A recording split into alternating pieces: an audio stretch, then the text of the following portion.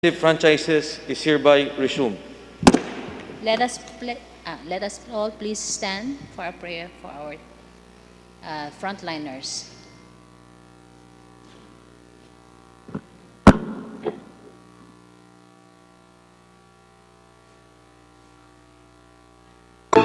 Nabathalang pagpapala para sa mga COVID-19 frontliners. Isang panalangin.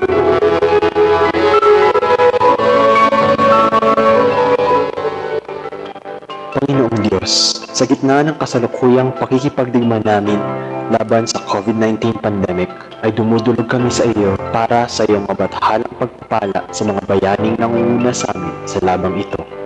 Ang mga doktor, nurse, at iba pang medical professionals. Ang mga siyentipiko at iba pang dalubhasa sa larangan ng kalusugan.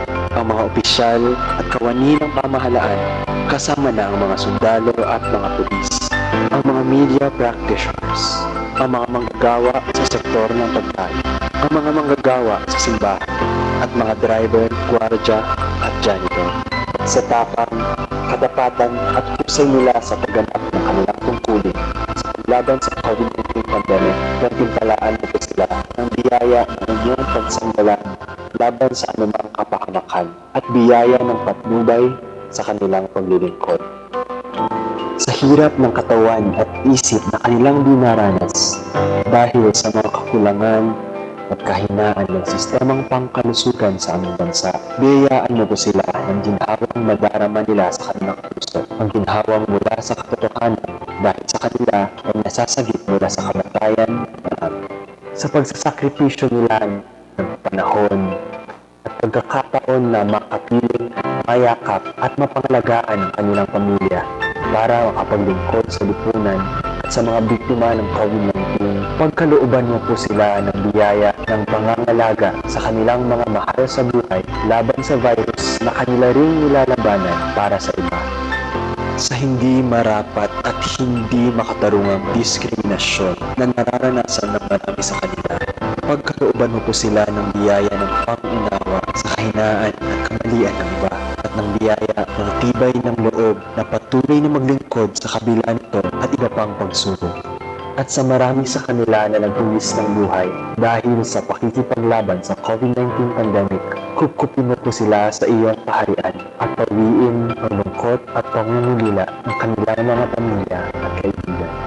Panginoong Diyos, paspasan mo ang mga COVID-19 frontliners upang hindi namin sila patuloy na manguna sa amin sa pagsubok na ito kung hindi patuloy rin silang magiging namin sa pagiging bayani para sa iba at sa aming bayan. Gawaran mo po, Panginoong Diyos, ng iyong nabathalang pagpapala ang mga anak mong COVID-19 frontliners dahil sila ay tunay na daluyan ng iyong pagkalinga at pagmamahal sa amin. Amen.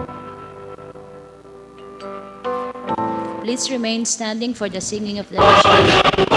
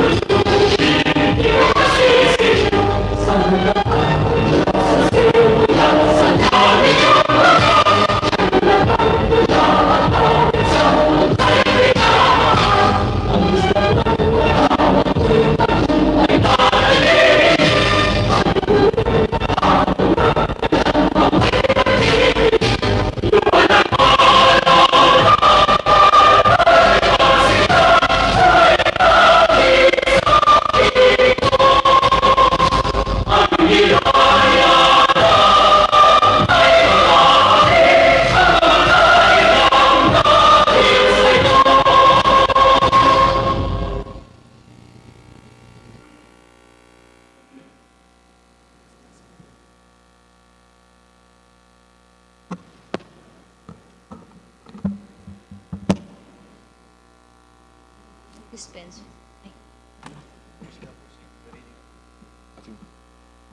Let's now proceed to the reading and approval of the minutes. Mr. Chairman, Kong Boying. I move to dispense with the reading of the minutes of the joint meeting of the Committee on Legislative Franchises and Committee on Good Government and Public Accountability held on 29 and 30 of June, July 1, 2, and 6, 2020. And I move to approve the same. There's a motion. Second, Mike? Second. Second the motion. Seconded. Duly seconded. Without any objection, motion is approved. Motion's approved. Good afternoon. We concluded last Monday the hearing on the franchise application of abs-cbn. Today, we will hear the summation and closing of arguments for and against the application. For this 13th meeting, we are joined again by members in the plenary and via Zoom. The Secretariat will record your attendance. Thank you for your presence and patience to be with us. Comsec, please recognize our guests from abs-cbn who are now attending via Zoom. Good afternoon. We have the abs-cbn officers via Zoom, Mr. Martin Lopez, Chairman, Mr. Carlo Katigbak, CEO, Ms. Cory Bidana, COO for Broadcast, Attorney Enrique Quiazon, Corporate Secretary, and Mr. Ricardo Tan, Group CFO. We have also Attorney Ayo Bautista, their legal counsel, and Ms. Connie Lopez, COS.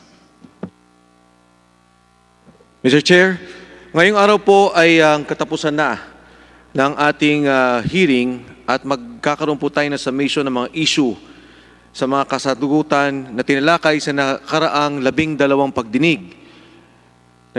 Binabati po namin at nagpapasalamat kami sa mga miyembro ng House Blue Ribbon Committee, maging ng legislative franchises na nakasama po natin sa ating pagpupulong, maging sa ating mga guest at resource speakers, particular ang mga eksekutibo ng abs-cbn. Ang ating pong hearing ay napapanood live stream sa Facebook page ng House of Representatives at gayon din po sa live stream page ni Kuya Jonathan C. Alvarado. Thank you, Mr. Chairman. Sa kabuuan, ang Joint Committee ay nagkaroon ng 12 pagdinig sa mga isyong may kaugnayan na naging performance ng abs-cbn sa pagpatupad nito sa mga probisyon na nakasaad sa kanyang prangkisa. Maliban pa po ang March 10 meeting ng Committee on Legislative Franchises. Ngayong araw, atin pong pakikinggan ang pagsusuma ng mga usaping lumabas sa mga pagdinig mula po sa panig ng mga pro-abs-cbn at mga tumututol po sa pagbibigay muli ng prangkisa sa network. Inimbita rin po natin ang abs-cbn officers sa Zoom sa pulong natin ngayong hapon, just in case may nais pang linawin sa kanila. Matapos po ang 12 pagdinig ng ating mga komite, inabot po tayo ng humigit kumulang 100 oras na nakalap mula sa stakeholders, mga isyong may kaugnayan sa paglabag sa konstitusyon, franchise, labor, and tax laws. Kinakailangan natin itong gawin upang tugunan ang panawagan ni Speaker Alan Peter Cayetano na kung saan sinabi niyang kailangang patas, komprehensibo ang pagtatalakay ng mga issue kaugnayan sa prangkisa ng abs-cbn. Sapat po siguro ang 12 araw at magiging summation ngayon upang mabigyan ang mga miyembro ng legislative franchises at para na rin sa paggabay ng mga miyembro ng Committee on Good Government and Public Accountability. Ngayong araw po ang summation at tayo po yung magdesisyon kung kailan ang pagboto. Thank you, Mr. Chairman. Maraming salamat, Kong Mike. Ngayon, bago tayo dumako sa summation, meron po tayong mga ilang members na meron lang pong mga manifestation.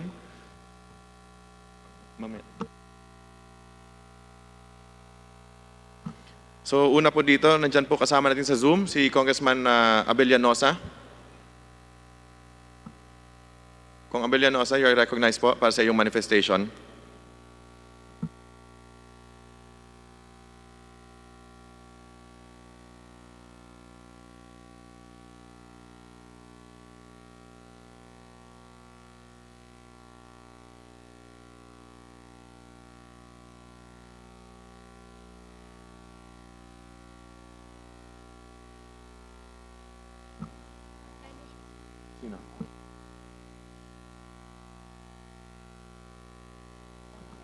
Habang inaayos po siguro ni Kong Abellanosa yung connection niya, puntahan muna natin si Congressman Edsel Lagman para din sa kanyang maikling manifestation.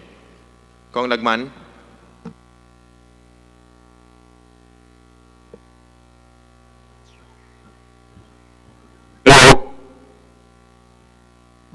Go ahead po, Kong Lagman, malinaw po. Hello. Can I be heard, Mr. Chairman? Malinaw po, Kong Edsel, please proceed. Joint Chairman, I just would like to manifest that earlier this afternoon, I filed my summation by reiterating the previous five summations I have done with respect to the five constitutional issues. And also, I have reiterated my assessment with respect to the other issues. There was a covering letter addressed to both chairmen for this summation. Thank you so much for accommodating my request to submit that separate summation. Thank you, Mr. Chairman. Maraming salamat po, Kong Edsel Lagman. Tulad po ng ating sinasabi lagi, lahat po ng members naman ng committee nito ay libre po gumawa ng sarili po nilang summation at assessment ng ating pong mga naging hearings. Pwede po ninyo i-submit naman po sa committee yan ang inyong mga sariling mga assessment. Hindi naman po bawal ko yan. Noted po sa inyong assessment ay sa inyong sariling assessment, Congressman Edsel Lagman. Ngayon po, si Kong Abel Llanosa, nandiyan na ba? Wala pa rin. Si Kong Paduano, meron pong manifestation. Kong Paduano, kung ready na po kayo.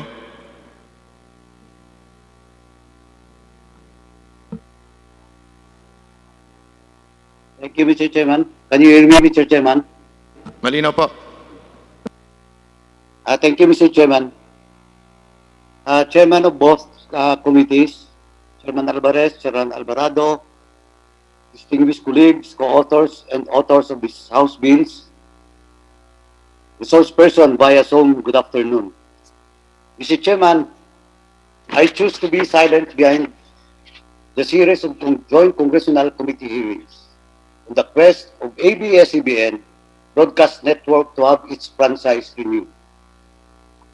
Though a co-author of House Bill 3713 that aims to grant for the renewal of abs-cbn franchise, for one thing, I believe I should not be biased from the start of the committee deliberations. The same is true, Mr. Chairman, as to revelations and issues brought into open by the hearings. Despite my silence since day one, Mr. Chairman, I have been closely monitoring the proceedings, inquiries, discussions, the pros and cons, especially from the resource persons. The exchanges between the executives and legal counsels of the biggest media network in the country and from my distinguished colleagues and those with supporting as well as opposing stand on the matters at hand have unearthed a lot of things. Everything was an eye-opener not only for the House but also for the general public. Mr. Chairman, in my several years in the House, I have been consistent in my stand on pressing issues, no matter whether I was bashed or praised on multiple platforms. I stood my ground in advancing what I perceived to be necessary and vital. To drive my point, Mr. Chairman, allow me to cite examples of controversial bills in the House in my more than 6 years as member of this organ. When the death penalty bill, Mr. Chairman, was voted upon, I firmly stood on my opposition to it. I voted no because I believe it is not a deterrent against illegal drugs and crimes.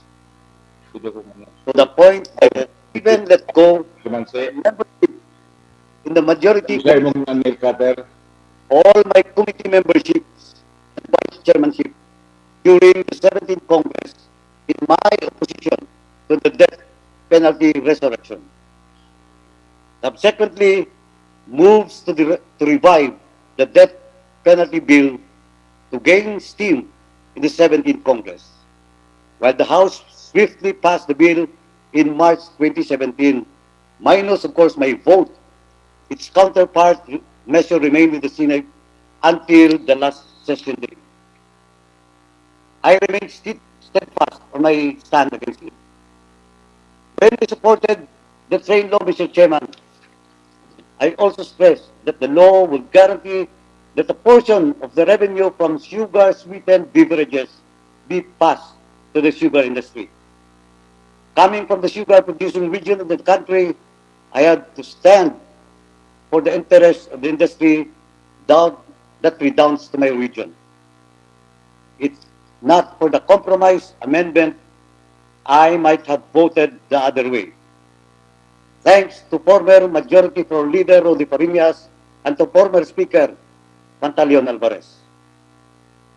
When the anti-terror bill was voted upon, Mr. Chairman, I voted a resounding yes because I believe in the objectives and the boost the law can give the Filipino people and the whole country in general. Despite of the lobbying, the intense social media propaganda and pressure, of course, thanks to our very own, our esteemed Minority Floor Leader, Bene Abante, for respecting and understanding my stand on the issue. This time, Mr. Chairman, I am again expressing and exercising what to me is fair in the midst of recent revelation in relation to ABS-CBN quest for a press mandate on its franchise. Although ABS-CBN has been dodging allegation of not paying the correct taxes, there seems to be an engagement with tax avoidance scheme by availing fiscal perks.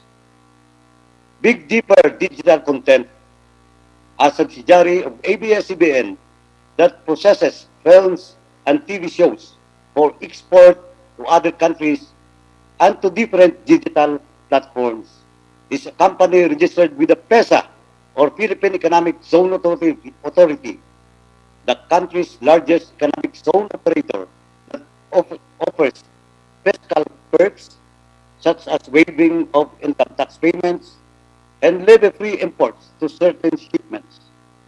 Big Dipper is perceived as a tax shield for the media giant. Legally, Mr. Speaker,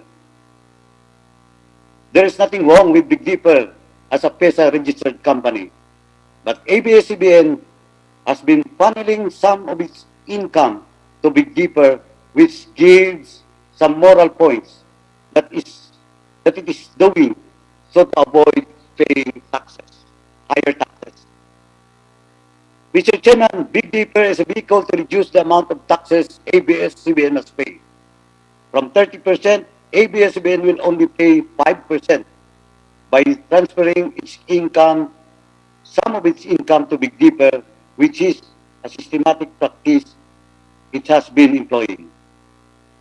This is how common and unbiased Filipinos easily understand and see the connection between the creation of the Big Dipper. Mr. Chairman, the series of hearings of brought back what I have also personally experienced in terms of fairness and balanced reporting and in tackling issues through the stations of ABS-CBN. It also brought back issues raised by Senior Deputy Minority Floor Leader Janet Garin, the former DOH Secretary, issues she had been repeatedly expounded in almost every hearing with the DOH. Another example, Mr. Chairman, when ABS-CBN Ted Filon keep criticizing a colleague, a congressman whom I personally know, for whatever purpose, not renaming him, but describing him very obviously, he did not give the congressman a chance to air his side. Mr. Chairman, and recently, during the time of BCQ, sometime March or April, ABS-CBN, based on a mere Facebook comment, Mr. Chairman, attack on air the quarantine facility in my hometown, Enrique B. Magalona, the province of Negros Occidental, Again, Mr. Chairman, without first getting the facts and considering the circumstances. That was also the time we were calling for volunteers to join us in the fight against COVID. The local government units and volunteers in my hometown were behind the setting up of our first provincial quarantine facility in the province of Negros Occidental. It is in the spirit of voluntarism in my own hometown, Mr. Chairman. ABS-CBN had been advocating voluntarism, Mr. Chairman, having one of the biggest numbers of volunteers nationwide. And yet, through bias reporting, the facility put up negates that advocacy, Mr. Chairman. In the above cases, that the busting lasted for months without the network getting the side of officials, Mr. Chairman. As the 12 formal hearings on ABS-CBN renewal of its franchise by the Committee on Legislative Franchises and Good Government and Public Accountability ended, with regulations behind the media network made public through its. Though, Mr. Chairman, it is hard for me, I came to a conclusion that I am withdrawing my co-authorship of House Bill number 3713 that aims to grant the renewal of the franchise of ABS-CBN. Mr. Chairman, before I end, I wish to ask for apology and understanding of my distinguished colleagues, Representative Joy Tambunting, the principal author of the said House Bill, and to ABS-CBN President, Sir Carlo Katigbak, sir, and to the ABS-CBN family. Thank you for this opportunity, Mr. Chairman. Maraming salamat po. Maraming salamat po, Congressman Paduano. Ang next po na mag-manifest ay si Congressman Ron Salo.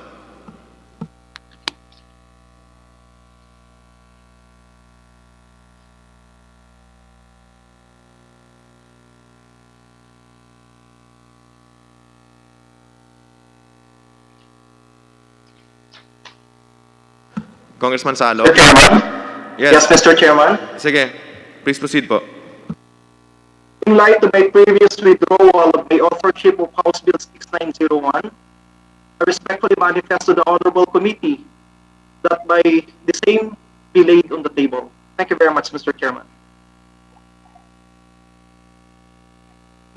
Noted po, Congressman Salo.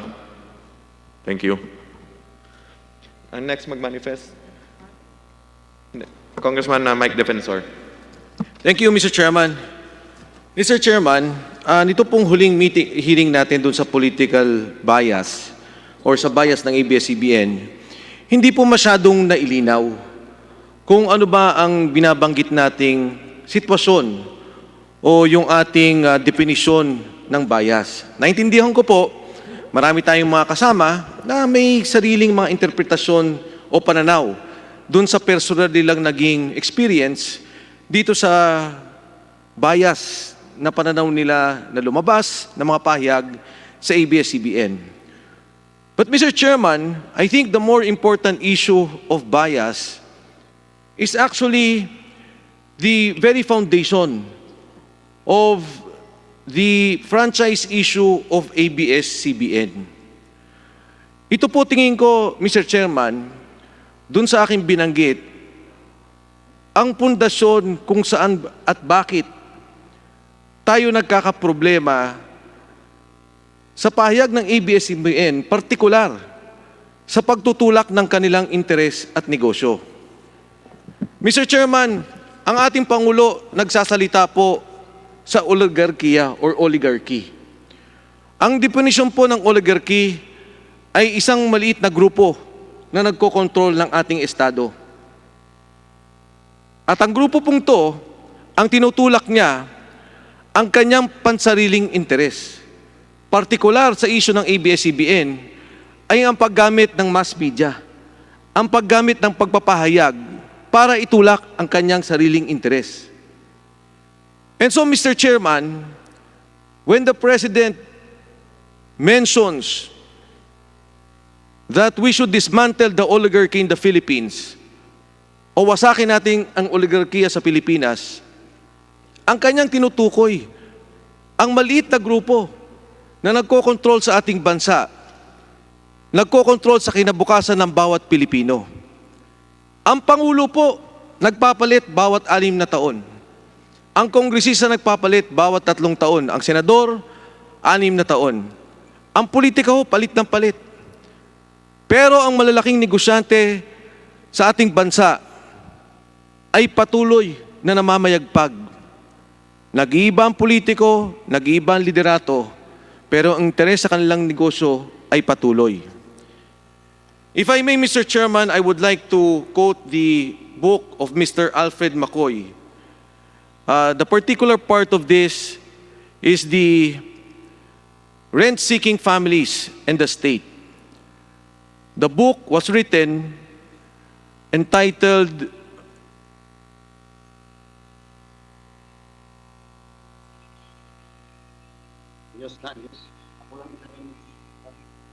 Anarchy of Families, State and Family in the Philippines. And if I may quote, dito po sa libro niya, binanggit niya na, noong 1992 sabi niya, si Mr. Henny Lopez ay naging chairman ng Media Citizens Quick Count.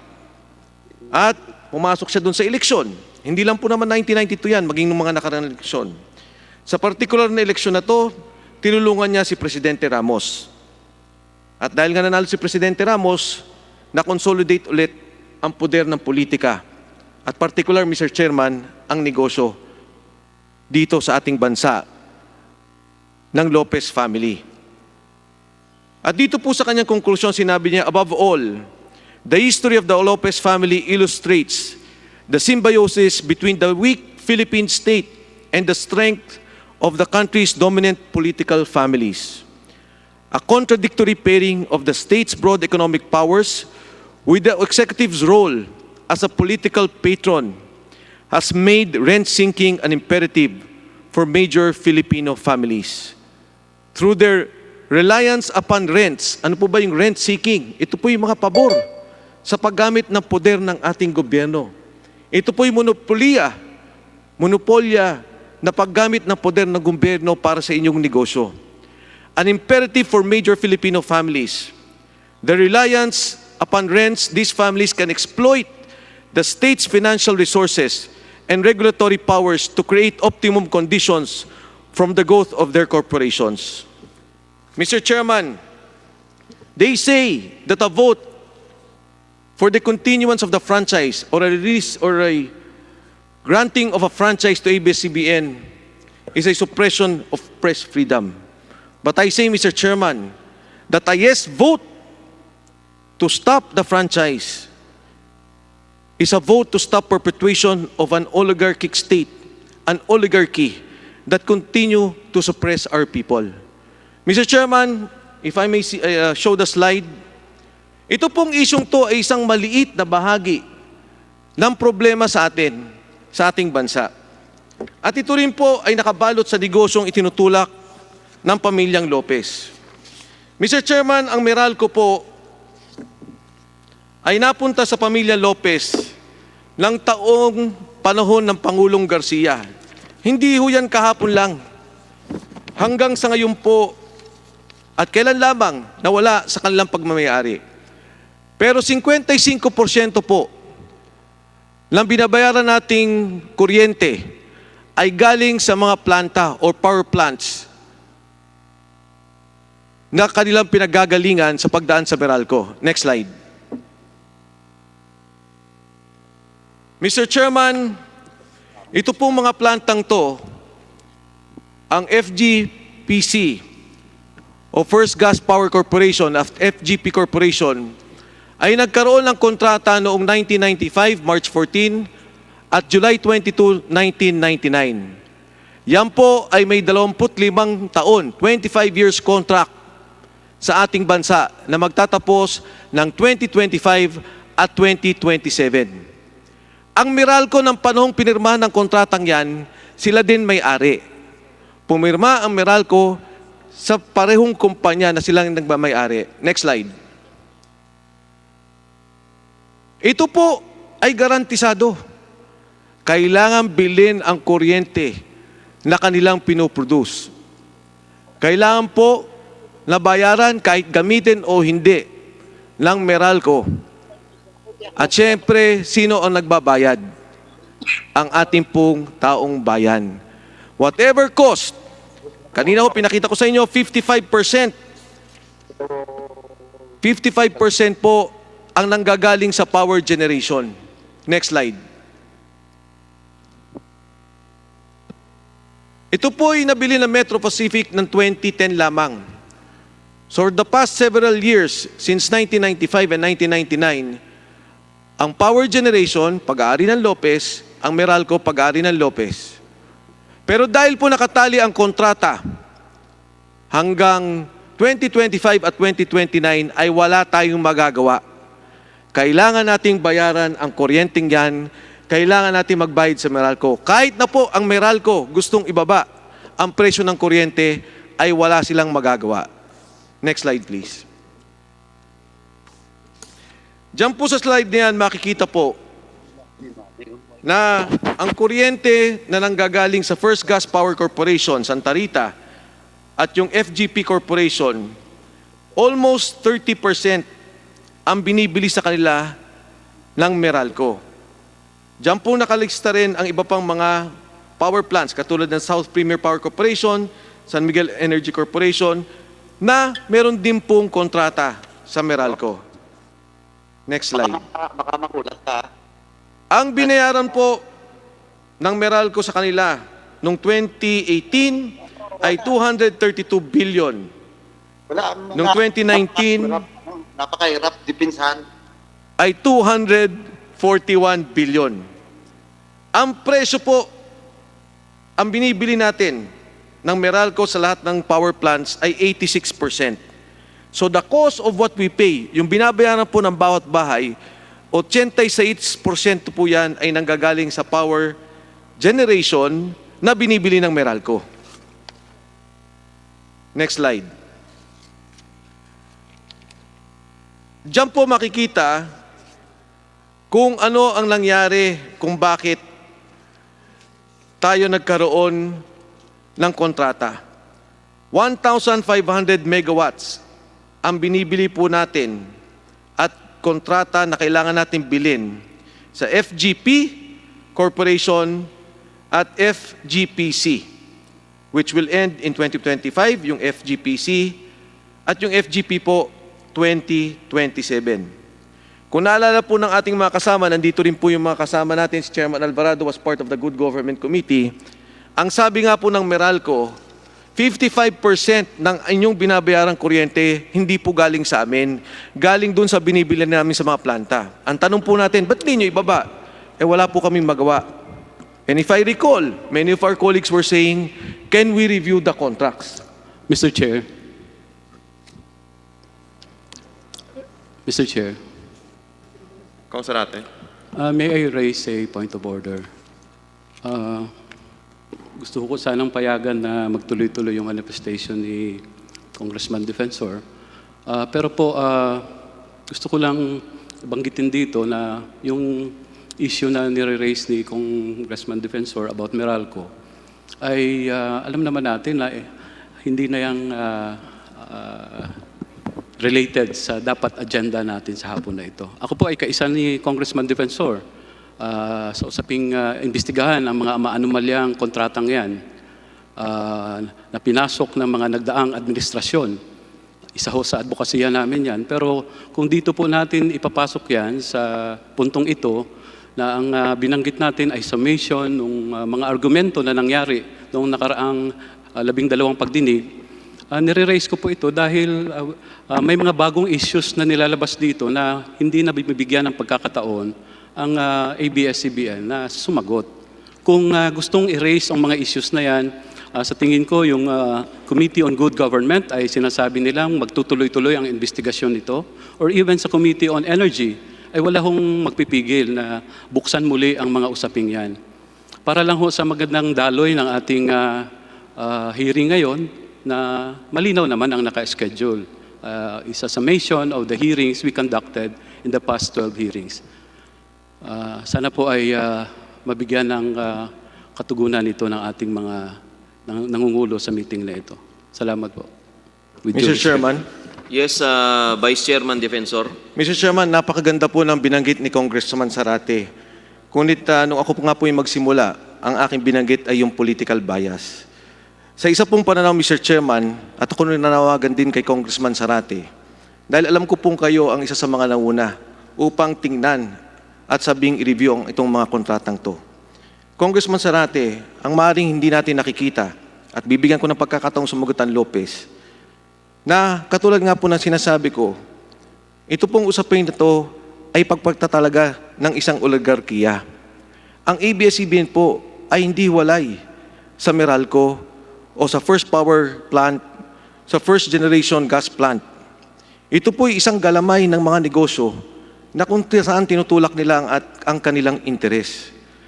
At bilang po isa sa mga nagmamahal ng bayan, Congressman Zarate, ako din po yung nananawagan sa inyo na wag lang po nating tingnan to bilang issue ng mass media. Tingnan natin ang kabuuan na kung saan ang oligarkiya ay tinutulak ang kanilang interes sa pamamagitan ng paggamit ng mass media para po sa katulad nitong negosyo ng pagtaas ng ating kuryente. Nananawagan din po ako sa inyo, Congressman Zarate, na lawakan natin ang ating pananaw sa pagtalakay ng issue ng ABS-CBN. Ako po'y naniniwala na nakikita ninyo ang maraming mga issue na bumabalot sa ating lipunan at isa sa inyong mga pinaglalaban ay ang pagtigil ng malalaking interes, ang pagtigil ng mga interes na nakakasama sa ating pangkalatang sambayanan. At kailangan po sana, Mr. Chairman, Congressman Zarate, katulad po ng aking sinabi, nung nahuling hearing po, ang mga political bias na nabanggit, ay hindi ko po nakikita yung kabuang pananaw na kung saan nagagamit ang mass media sa isang personal at malalaking negosyanteng interes dito sa ating bansa, Mr. Chairman. Vice Chairman Defensor, sa susunod na linggo po, Wednesday, 1 p.m. ay magkakaroon tayo ng pagpapatuloy ng hearing natin sa usapin po ng Meralco at ng iba't iba pang power concessionaires. Una, kung paano mapapababa yung singil. Pangalawa, kung paano maaayos yung sistema ng paniningil. At papayagan po kita na Mr. Chairman, ibukas ang usapin, ang mas malalim na usapin tungkol sa history ng Meralco mula pa nung panahon ng mga Lopez hanggang po sa pagkakalipat sa bagong ng mga nagmamay-ari po at nagmamanage po nito. Mr. Chairman, first of all, my Yes, manifestation, Vice Chairman Defensor. my manifestation is my time. This is a summation, and we have already given the time of summation to the other members of this committee. My manifestation is my time, and I particularly raise an issue on political bias. I'm not going out of hand, Mr. Chairman, because precisely Meralco was owned by the Lopez, FGP was owned by the Lopezes, FGPC, or the First Gas Power Corporation, is owned by the Lopezes. And I'm saying, and I'm putting the connection of ABS-CBN as a mass media corporation connected to these businesses. And so, Mr. Chairman, I'm not talking of any other business. If I am raising a manifestation based on these points on political biases, then I will say it, Mr. Chairman. Because history, if ever we vote to kill this franchise, would show that there are violations of the constitutions and laws of this country. But more importantly, Mr. Chairman, that we did service to our country, to the future of this nation, by killing another oligarchy. And that is my point, Mr. Chairman. Vice Chairman Mike Defensor, maraming salamat sa napakagandang punto at both chairman of this joint committees ay ay mataas po ang pagtingin, lalong-lalo na sa mga bagay na isiniwalat mo ngayong araw na ito. At maganda rin po na narinig ng ating mga kababayan. At sabi ko nga po sa iyo, katulad po ng sinabi ko sa iyo kanina, bibigyan kita ng mas mahabang oras tungkol sa usaping ito sa pagdinig po natin sa Wednesday. At para po sa ating mga tagapanood ngayong araw na ito, kayo po ay inaanyayahan namin sa magiging hearing patungkol sa Meralco. At marami pa pong sasabihin at mas malalim pang talakayan kagaya po nito ang ating mapapakinggan sa ating mga kasama na kongresista at isa na po doon si Vice Chairman Mike Defensor. Vice Chairman Mike, tapos na ba ang iyong manifestation o ipagpapatuloy mo pa ang iyong Mr. Chairman, manifestation? 3 more slides. Actually po, 3 slides na lang po, tapos na po ako. You may continue, Vice Chairman Defensor. Thank you, Mr. Chairman. Next slide, please.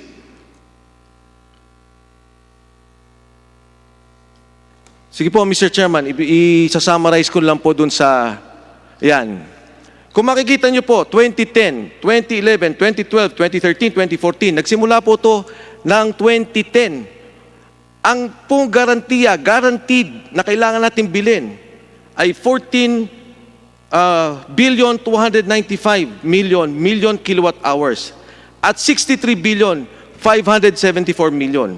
Noong 2015 po, 89 billion 994 million. Next slide please. Mr. Chairman, ito po ang pangkalatang binabayaran ng 2011, 2012, 2013. Again, it's 55 billion 360 million for First Gas Power Corporation and FGP, 2011, 2012, 2013. Next slide, please. Mr. Chairman, I will just end my manifestation. Inuulit ko po, ang nagsalita po tayo ng political bias hindi para sa personal na ating pananaw. Pag nagsalita tayo ng bias, tinitingnan natin ang malawakang impluensya ng mass media sa kanilang negosyo. Totoo, sa sitwasyon natin ngayon, maraming negosyante kinokontrol ng politika. Pero ibibigay mo pa ang pagkontrol ng mass media para itulak ang agenda at interes ng malalaking negosyante. That, Mr. Chairman, I will not allow. Thank you. Maraming salamat, Kong Defensor. Ang sunod po na magbibigay ng kanyang manifestation ay si Congressman Mark Go. Congressman Go. Thank you, Mr. Chair. Mr. Chairman, Congressman Franz Alvarez of the Committee on Legislative Franchises, Mr. Chairman Jonathan Alvarado of the Committee on Good Government and Public Accountability, honorable members of this august body, our friends from ABS-CBN, fellow sponsors, friends, ladies and gentlemen, magandang hapon po sa inyong lahat. Let it be known that in the issue of granting ABS-CBN a new franchise, those bearing the brunt of the commotion surrounding it are not limited to the Lopezes or the Katigbaks or the network's roster of celebrities. Those who undoubtedly suffer from the lack of decisive action on ABS-CBN's authorization to operate, apart from the 11,071 workers and their families who stand to lose their livelihood in this pandemic, are the Filipino people. After having been present in all the 12 hearings on the franchise, having listened to the allegations forwarded by my honorable colleagues in Congress, my position remains that the franchise of ABS-CBN be swiftly granted. The issue surrounding ABS-CBN's franchise is ultimately an issue of public service and the national economy. As the largest broadcasting network in the country, ABS-CBN has undoubtedly been at the forefront of providing genuine public service to the Filipino people. When ABS-CBN's free television and radio broadcasts were shut down, many Filipinos in remote areas and less privileged communities lost their only source of information and entertainment, vital especially in today's times as we deal with the physical and psychological effects of the pandemic and the community quarantine. Over the years, ABS-CBN has served as a primary source of information in times of natural calamities, terror attacks, and public health crisis. The network has always been at the forefront of mobilizing Filipinos in soliciting donations and joining relief operations during challenging times.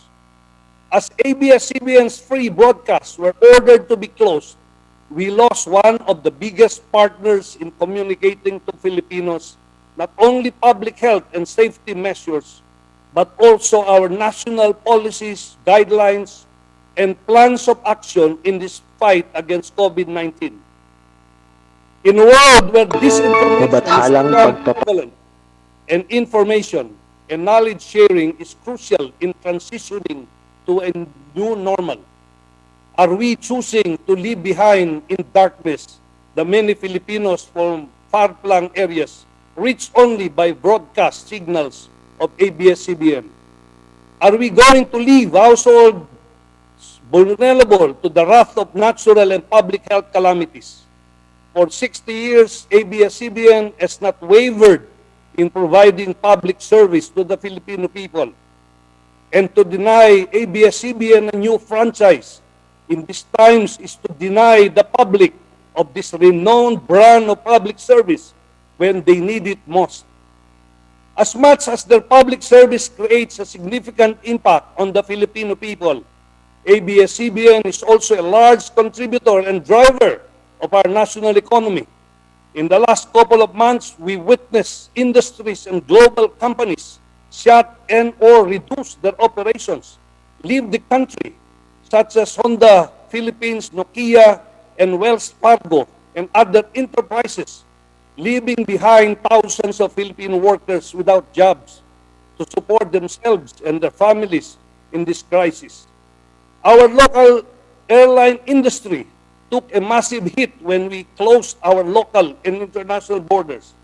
Soon after, Philippine Airlines, Cebu Pacific, Air Asia, and One Aviation Ground Handling announced the retrenchment of thousands of their workers. Last April, our unemployment rate spiked at an all-time high of 17.7%, or 7.3 million Filipinos, all left without jobs and at the mercy of the wrath of this pandemic, not including thousands of returning OFWs. As ABS-CBN is the largest employer in the country's media and entertainment industry and is committed to the care and well-being of its workers, especially amid this crisis, why should we actively choose to cut the livelihood of 11,071 employees, talents, and service providers? It is a disservice to the interest of the Filipino people that we, the representatives who sworn an oath of public service, add to the rising toll of the unemployed and underemployed. We have more 11 million Filipino workers and their families who are asking that we allow them to continue in using their craft for nation building as taxpayers, as contributors to national productivity, as a source of Filipino pride. It was adequately shown during our hearings that ABS-CBN has been duly paying its obligations to the government. According to the BIR representative, ABS-CBN has paid more than 15 billion in taxes from 2016 to 2019 alone. The company has consistently been issued a tax clearance by the BIR, showing that it has duly paid its taxes. This is what we forgo. If we choose not to grant ABS-CBN a new franchise. We have a ballooning debt. Our economy needs to recover from the prolonged quarantine, and we need all the help we can get in order to support the programs of this administration, not only in combating COVID-19, but in all its future programs as well. By no means am I alleging that ABS-CBN is a perfect or a flawless company. Perhaps there is not any. I have done my part to listen to the different sides presented in this hearing in the spirit of fairness. Ultimately, however, the court is the proper forum to resolve if there is merit in the allegations thrown at the corporation. Thus, I implore my honorable colleagues to grant ABS-CBN a new franchise. Let us allow the company to partner with us in serving the Filipino people. Let us allow the company to correct its mistakes and hold them accountable should there be a clear finding of any violation of the relevant laws. Let us save the 11,071 Filipino workers and their families whose security is now hanging by a thread. When we grant ABS-CBN a new franchise, we work towards the interests of public service and the country's economy. Marami pong salamat at magandang hapon po sa inyo lahat. Maraming salamat, Congressman Go. Ang susunod po na magbibigay ng kanyang manifestation ay si Congressman PD Barsaga.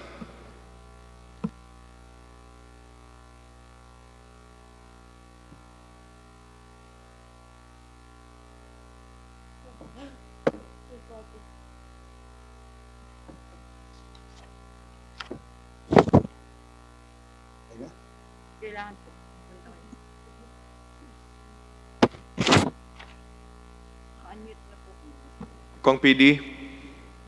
Magandang hapon sa ating mga kasama. Una-una, sa aking pananaw, ang malayang pamamahayag o press freedom ay hindi issue sa ating renewal. Alam ng bawat isa sa atin na itinatadhana ng ating saligang batas ang karapatan for press freedom. At alam din ng bawat isa sa atin na base sa saligang batas, binibigyan din ng karapatan ang Kongreso ng Republika ng Pilipinas whether to approve or not to approve any franchise application including mass media. Kung sasabihin natin na magkakaroon ng paglabag ng malayang pamamahayag kung hindi natin a-approvean ang prangkisa na ina-apply sa atin, then our constitutional right and obligation to act on franchise application, which is exclusive to the House of Representatives, is meaningless, it would be useless, it would be merely illusory. Kaya sa aking tingin, hindi issue ang press freedom sa renewal o sa denial ng franchise ng ABS-CBN. Sa ating mga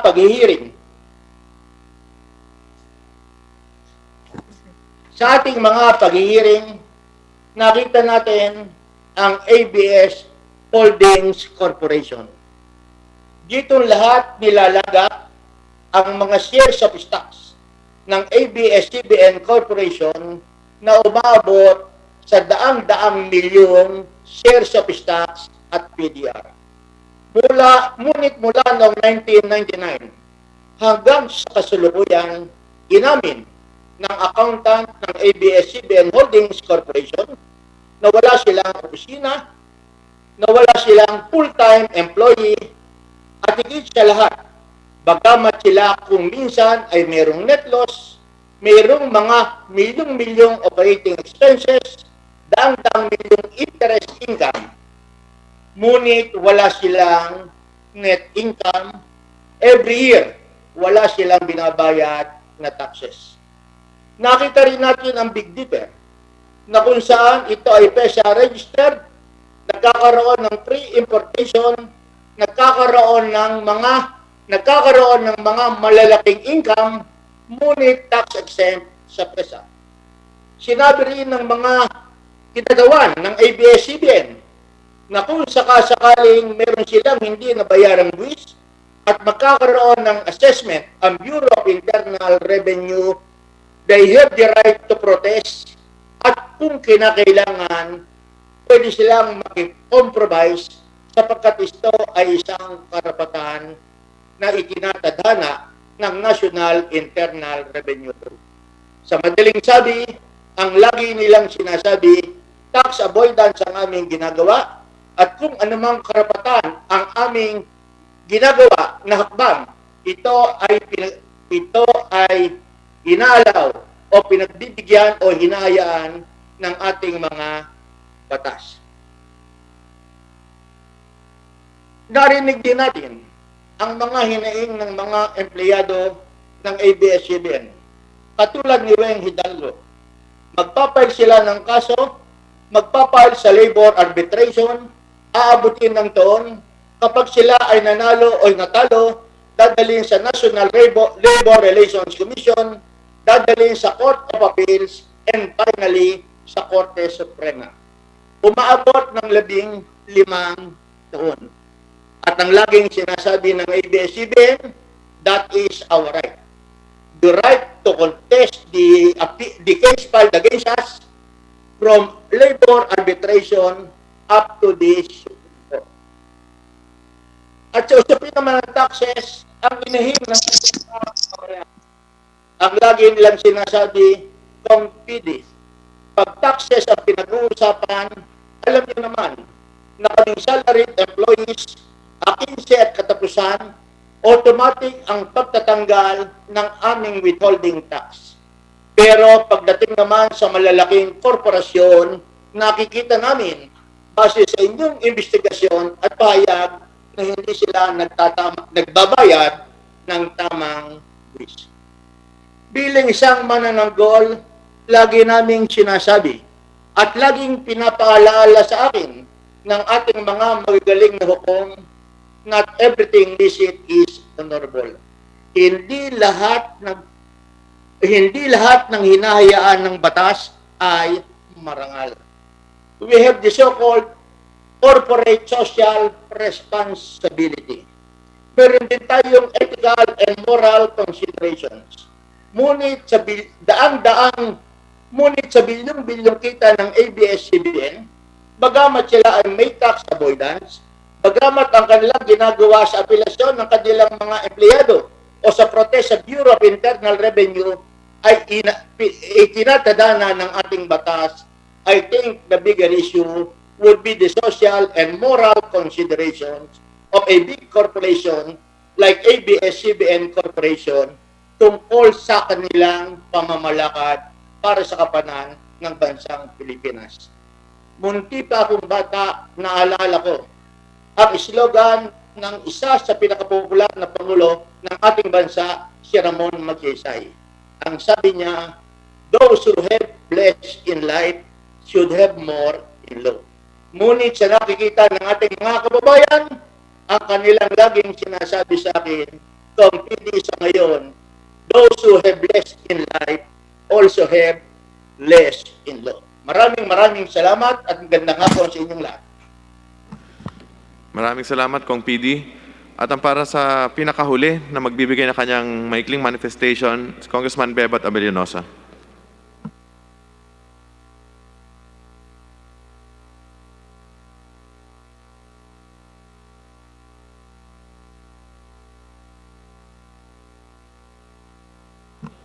Paki-unmute po, Kong Bebat. Okay. Am I heard already, Mr. Chairman? Okay na po. Please proceed. Thank you, Mr. Chairman. Good afternoon to all of us who are into these proceedings now. Mr. Chairman, before the Committee on Legislative Franchises subjects the issue to a vote, with the indulgence of the chair and the members, allow me to make a few manifestations. Mr. Chairman, ABS-CBN through its various programs has been a significant part of many Filipinos' lives. For almost 7 decades, ABS-CBN has played a role in the Filipino household. It has served as a companion on the ride to and from work, a reprieve for some from their dull and dreary days as they reimagine their lives through the teleseries and movie characters, a primary source of news and information, especially for those with limited or non-existent access to the internet. For several thousands, one that provides an opportunity to earn either through employment or business transactions, and sometimes even to a lucky few, a fairy godmother that makes their wishes and dreams come true. To To deprive them of a franchise is tantamount to curtailment of the freedom of expression, a basic right that has been enshrined in our 1987 Constitution precisely because of a similar, though not exactly the same series of events that threatened and derided such freedom of the press. Mr. Chairman, our mandate as Congress is to grant franchises so that public utilities, including broadcast networks, may be allowed to operate. If in the course of their operations they violated some laws, then let the courts settle this, as that is the mandate of the judiciary, not ours. On the arguments about the corporation being an unjust employer, is our solution then a total shutdown so those employees enjoy proper benefits and salaries would equally lose their jobs? Should we also cancel the franchises of other networks engaging in similar practice, including the government-owned PTV4? We have been crying for unbiased media reporting, yet we complain when news segments go against our favor. This is a time of crisis, Mr. Chairman.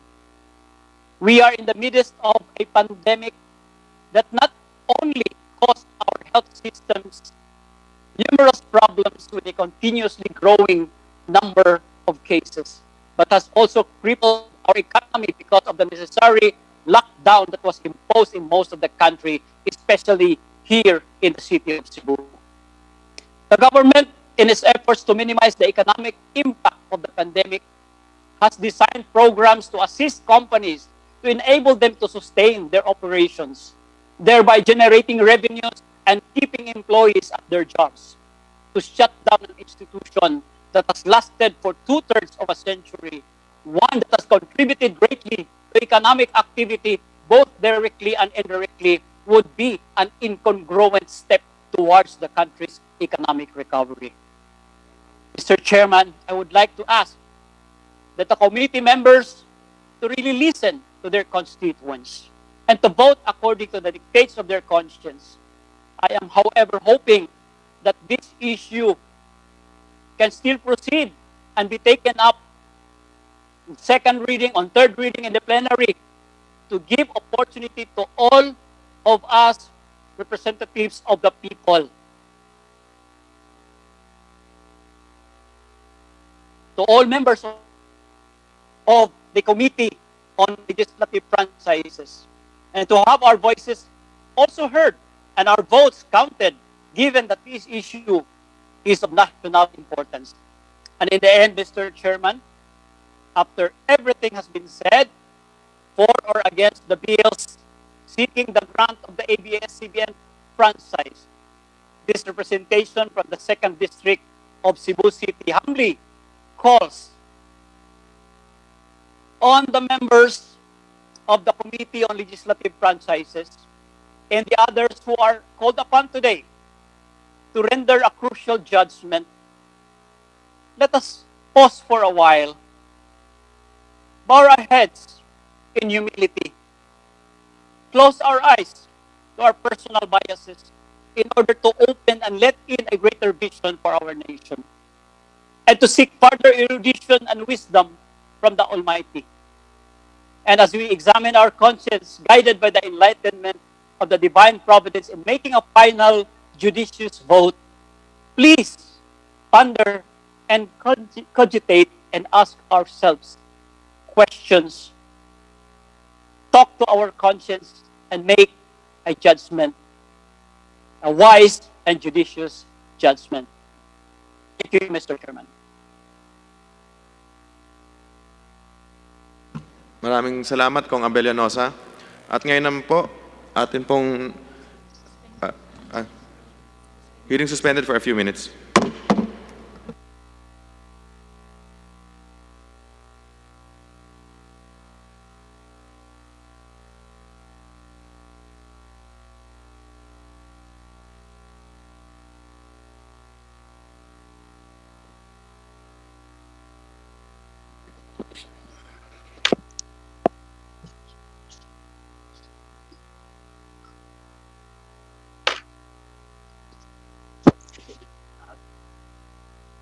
Misog po. Monitor mo niya.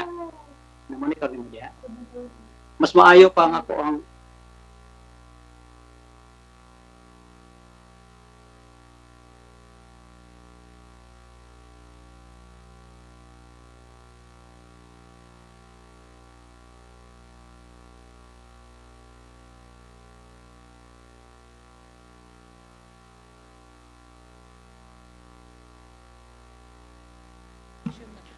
Hearing resumed.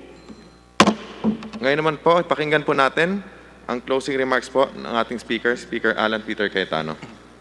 Thank you to our two very able chairpersons. Sa ating mga kababayan, we, the sovereign Filipino people, imploring the aid of Almighty God in order to build a just and humane society and establish a government that shall embody our ideals and aspirations, promote the common good, conserve and develop our patrimony, and secure to ourselves and our posterity the blessing of independence and democracy under the rule of law and a regime of truth, justice, freedom, love, equality, and peace. Do ordain and promulgate this Constitution. These are the words that embody the soul of our Constitution, the Philippine Constitution. The preamble is more than just a set of ideals strung together without rhyme or reason. It establishes the foundation of what we hold as immutable truths and guides us as one nation seeking to understand right from wrong. It underlies our very democracy and the freedoms that spring from it. The preamble of the Philippine Constitution articulates a vision of a God-fearing and democratic Filipino people. So that when we are in doubt, pag may duda po tayo, as to the kind of society we are committed to, kung anong klaseng lipunan po ang ating pong pinagdadasal at hinahangad, and as to what government has been established for, pag nag-iisip tayo para saan ba na meron tayong gobyerno, we can simply go back to the preamble and reconnect with our core. It is a touchstone of those beliefs and values that breathe life into our democracy, remind us of our unique Filipino identity, and helps us define who we are as a people. Again, in case of doubt, when we are adrift in troubled waters, the preamble is the lighthouse, shining a path to safe harbor. Isang gabay, hindi lamang sa uri ng ating lipunan at gobyerno, isang gabay kung ano ang tama at anong mali. Filipinos believe in democracy, but we are also mature enough to accept that democracy is not perfect. Yet, despite its imperfections, we hold that the democratic ideal of a government of the people, by the people, and for the people remains the best system in the world. At a time where so much of what we thought was permanent has been shown to be mere illusions that can be washed away in an instant, the words of the preamble provides a comfort to our people, as it speaks of a vision of the Philippines that is built on equality among its citizens and an abiding trust in the democratic institutions that are meant to protect and promote our well-being. In crucial times, I constantly look to these words that articulate our common vision. As I ponder on the matters that are laid before the House of the People, I do not speak merely about the franchise application of one network, but rather of the bigger picture that it represents. There's no doubt, mga kababayan, this franchise issue has a bigger picture and is more than just simply giving a franchise to a private corporation. For there is a bigger picture, one that spreads far beyond the business interest of one family and the concerns of one corporation. If perhaps we had to go through this process without the shadow of this pandemic looming large in our collective futures, then it is likely that many of these issues we had to discuss these past days would have a different weight and bearing. Maaring instead of 12 hearings, baka 25 hearings ito. Ngunit, but as we cannot change the circumstances that we find ourselves in, so we do it with our best, we do it with as best we can with the resources that we have and the time that we have on hand. Taken against the massive loss of lives and livelihood brought about COVID-19, the issue of this franchise pales into nothingness. As I have said in the past, we cannot possibly measure the fate of one corporation against the millions of our kababayans in the Philippines that are all around the world who are now in economic and public health limbo. During these past months, as the whole world struggled to cope with the effects of the virus and the entire nation convulsed with the disruption of our lives brought about by the quarantine, Congress has not been idle. Nagtatrabaho po ang Kongreso.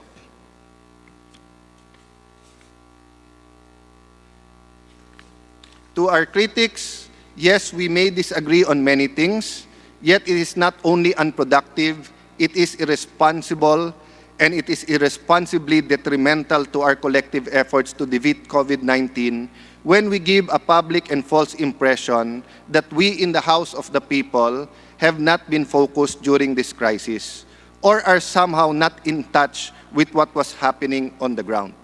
Nung hindi namin tinitake up ang abs-cbn, sabi ng pangalawang Pangulo, i-take up nyo kaagad. Ngayon na nagtinitake up natin, marami daw mas importante. Yes, as we required of us and despite valid reservation, we have tackled the contentious matter of the franchise application of abs-cbn. But away from the public limelight and media scrutiny, we have also prioritized the needs of our citizens in response to the current crisis. Aside from Republic Act 11469 or the Bayanihan to Heal as One Act that provided more than 200 billion pesos for the government social amelioration program and more than 100 billion more for response, including for our frontliners and for PPEs. This also includes, among other, the passage on second and third reading of House Bill 6817, an act that penalizes the discrimination of people afflicted and suspected to be positive with COVID-19. House Bill 6953, or the Bayanihan to Recover as One Act, which focuses on the response and recovery interventions of COVID-19 pandemic, which we expect to be tackled in a special session soon. House Bill 6815, the Arise or Accelerated Recovery and Investment Stimulus for the Economy of the Philippines Act, a stimulus package with an appropriated amount of 1.3 billion, which we are looking for. Dahil sabi po ng Finance Department, we don't have that money. So congressmen and women are working hard looking for this money that provides for programs and policies to promote growth and sustainable development in response to the economic loss in the country from COVID-19 pandemic. House Bill 6864, or the Better Normal for the Workplace, Communities and Public Spaces Act that establishes practices that should be observed by Filipinos for the duration of the pandemic.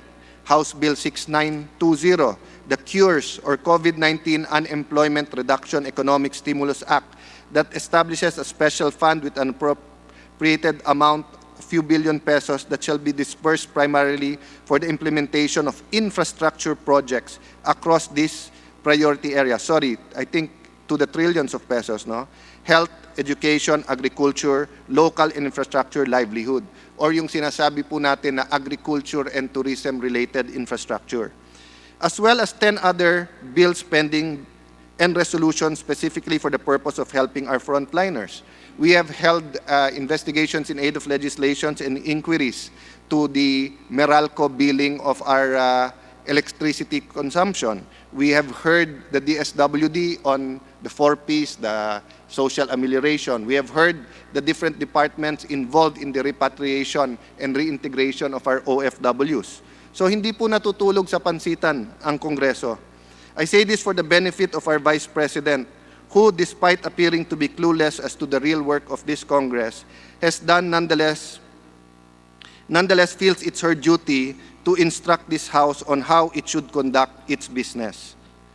Ginagawa po namin trabaho namin, hindi lang po nalalive sa TV, lahat ng aming mga hearings. I have directed our Press and Public Affairs Bureau to provide the Office of the Vice President or the Office of Vice President Robredo with the pertinent bills for her future press statements.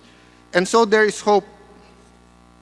There is a light at the end of this particular long and dark tunnel. And no, it is not the light coming from an oncoming train. Rather, it is genuinely the rays of a new dawn.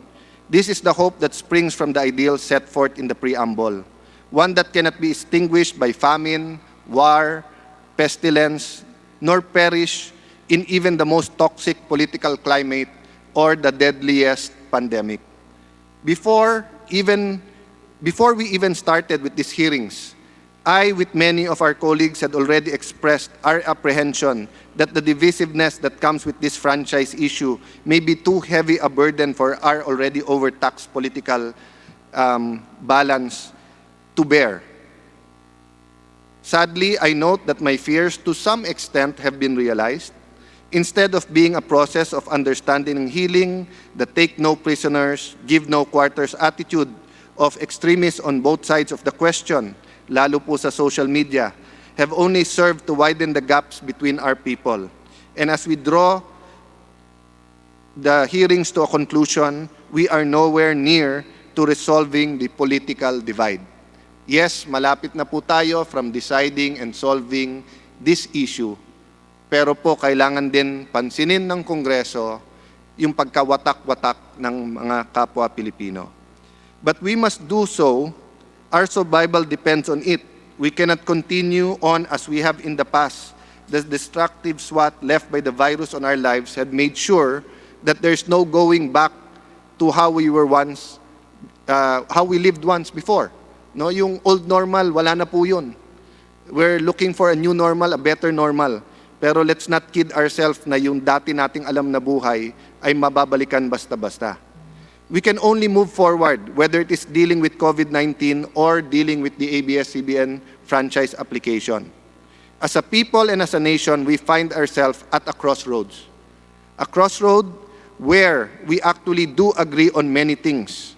Yet, ironically, we remain in disagreement on how to deal with the vital decisions that we have agreed upon. Just a few minutes ago, you heard Chairman Mike Defensor and you heard our Deputy Minority Leader argue on certain things. But actually, they are in agreement about the dangers of oligarchy in our country. So meron po talagang agreement, pero meron po talagang disagreement. Example po, we all agree that we have to get rid of illegal drugs and narcotics. But we disagree how. We all agree that crime is a problem and that must be addressed immediately.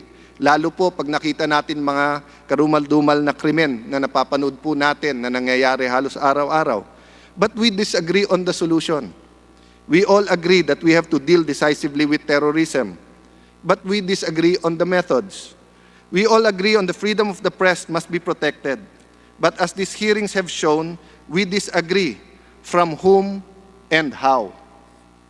We will all agree on the basic premise that big business, conjoined with commercial media, should not be allowed to engage in partisan politics by wielding its power to protect their interests, meddle and interfere in elections, and surreptitiously support certain candidates in the guise of reporting the news. Ulitin ko po siguro agree po tayong lahat na ang malalaking negosyo, lalo po kung sila po ay powerhouse sa media, hindi dapat makialam sa eleksyon para protektahan ang kanilang kandidato o itaguyod ang kandidato para maprotektahan ang kanilang interes. Sa hearing na to, walang sino man po sa pro o anti ang nagsabing okay yan. Ang naging usapan, kung ginagawa ba yan o hindi ng abs-cbn at ng pamilyang nagmamay-ari nito or Lopez family. So we agree on the premise, but we disagree on many other things. We will agree on how we must deal with not just the particular franchise of ABS, but on the larger issue of big business and media's partisanship in our electoral process. Yes, we agree na dapat gawin ang tama, labanan ang mali. Ngunit sa issue na to, sino ang tama, sino mali. I have often compared, just like Deputy Speaker Marcoleta and other of our colleagues have compared, the news between Channel 2 and Channel 7. The news between certain newspapers. And without casting judgment at this point in time, malinaw naman pagka yung isang network katulad ng GMA7 po, no? May negative din naman po. Binibira din naman po tayo o ilan po sa atin. Pero bakit hindi po ina-accuse ng bias? Kasi po walang negosyong hiwalay na pinoprotektahan. So bantay na bantay yung newscast sa kanilang kahalagahan na maging objektibo. No? Hindi ko sinasabi na lahat ng mga may negosyo ginagamit yung kanilang media arm para protektahan ang kanilang negosyo. Ang sinasabi ko lang, we know that there is an evil wherein you put the two together. In the same manner, that if I am a public servant but I am also an elected official, making me a politician, if I own the largest network in the country, napaka-hipokrito naman natin kung sasabihin hindi nagagamit ni Alan yan para itaguyod ang kanyang kandidatura. That's why we should also keep media away from the hands of politicians, but also from the hands of big business. As to the matter at hand, I firmly believe that knowing right from wrong and acting according to the benefit of the public good is what holds our society together. That is our social contract. That those who have will always look out for those who have not. It is what defines and strengthens our democracy.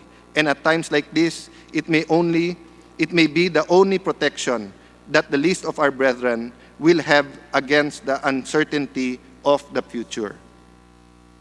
Which is why society finds it so intolerable, so despicable, when someone influential and powerful, whether he or she is a politician, a businessman, a media personality, or anyone in the position of privilege, abuses the very system meant to protect the people. It is the ultimate injustice and the betrayal, pagtatraidor, o yung bantay sa lakay, when our protectors turn out to be our biggest tormentors. Kaya nga po sumikat din po ang news ng lahat ng ating channel, lalo po ABS-CBN at saka GMA7 at yung iba, dahil po sila ang bantay sa mga abusado sa ating lipunan. When we started this hearing, we listened to the owners and officers of ABS-CBN admit that they were not perfect, and I welcome this. We were hopeful then that this admission would pave the way for a redemptive process. Isang proseso kung saan pinapakita yung mali at paano itatama yung mali. One that would help the nation heal from the divisive nature of this issue. We have had lengthy discussions during these hearings on who and what is right or wrong, what is legal, what is moral, what is illegal, or what is legal but against public policy, for example. But given more time, I would have wanted the proceedings go to the deeper into the roots of these principles and pierce the corporate veil to see into the historical and factual context of these issues being discussed. It is my hope that in the future, we can pursue this matter further to prevent the abuse of the system. Baka po yung Blue Ribbon Committee na pinangungunahan po ni Congressman Chairperson Alvarado po ang tamang o akmang committee po na mag-handle dito. President Franklin D. Roosevelt said, "The liberty of a democracy is not safe if the people tolerated the growth of private power to a point where it becomes stronger than the democratic state itself. That, in its essence, is fascism, ownership of government by individual, by a group, or any controlling private power." I agree po with this statement. Pag naging masyadong makapangyarihan po ang isang pribadong korporasyon o isa pong mayaman o makapangyarihan sa ating bansa na parang siya na may-ari ng gobyerno, it is even a bigger threat to our democracy. The time has come for us to make a decision that would hinge on facts, public policy, and existing law, just opposed to issues that go to the core of our democracy. How shall we decide on the claims that it will be a blow to press freedom if the owners of a private media corporation is denied the privilege of using public airwaves for private business that protects their interests and supports their handpicked candidates while targeting those who oppose them? I submit that this is not press freedom. It is the theft of government from the people while hiding under the pretense of press freedom. So this is what we will have to decide. Totoo bang may isang korporasyon na prinoprotekta ng interes at ginagamit ang media para sabihin press freedom? Or totoo bang may mga nagagalit lang dahil tinatamaan sa news nila at objektibo po sila? The use of media for propaganda is not a new concept. I think since na-imbento ang news or even before that, meron ng propaganda. We were victims of it during the years of the dictatorship, and it has left deep scars of distrust in our views of relationship between government and media industry. Kahit yung panahon po nung Hapon, o kahit na po nung niliberate tayo ng Amerikano, pero inassimilate po tayo, marami pong news doon na propaganda. But even as we guard against the abuse of public officials and the peculiar and sacred place that free press holds in our consciousness, blinds us to the fact that big business is just as likely to use media to mold public opinion and perception as the meanest tyrant. So wag po tayo pumayag na maging diktatorial ang kahit sinong gobyerno sa Pilipinas. Wag tayong pumayag na ang politiko ay didikta sa media. Pero ganun din po yun kung big business ang didikta sa ating media. These hearings, despite the unfair and unwarranted attacks it has elicited from both from the supporters and haters of ABS-CBN, has afforded the nation with a rare glimpse on the fragility of our democracy, on how the very pillars that we thought were holding it up were merely facades that hid the ugly, selfish side of the political system, an elitist system that sadly still favors and protects those whose days are spent behind gated subdivisions, while casting to the wind those Filipinos who have to scourge for the very walls that make up their homes. In Ecclesiastes chapter 3, we are reminded that there is a time for everything and a season for every activity under the heavens. A time to be born and a time to die, a time to plant and a time to uproot, a time to kill and a time to heal, a time to tear down and a time to build. And in every time and in every season, whatever the Lord sees fit to give, we have to trust in His wisdom. He will make the fullest of it. So tayo din po, kung ano man ang payagan ng Panginoon na season, we have to make sure we make the fullest of it. So we will have to make this hard decision. So let us make sure that this decision counts and will put the Philippines on the right path towards strengthening us as a democratic country that cares for our people. And so whatever the outcome of these hearings, I am satisfied that we have heard and what we have heard that can be the basis of a legally and morally sound decision. Whether Congress grants the ABS-CBN or the Lopezes another 25-year franchise or denies the application. Now, as we await the final decision, I would respectfully ask all parties to refrain from making speculation. Wala pong mangyayari po kung magsisiraan po tayo or may fake news or worse, resorting to lies and false information that can only muddle the issue. Believe me, nothing will come out of it except maybe more grief for your cause, as no member of Congress wants to be manipulated. The media doesn't want to be manipulated. Businessmen and women don't want to be manipulated. But kami dito sa Congress, ayaw din po namin na kami ay mamanipulate. Despite everything that has been said and done, I am hopeful that we'll be able to rise above our partisan sentiments for the good of the nation and strengthening of our democracy. I would like to urge my colleagues in the House to put the same energy, the same dedication in addressing the continuing needs of the people as a result of COVID-19. Actually po, mas malakas pa energy natin anti-COVID-19. Hindi lang kasi live ang bawat hearing compared dito sa hearing ng ABS-CBN.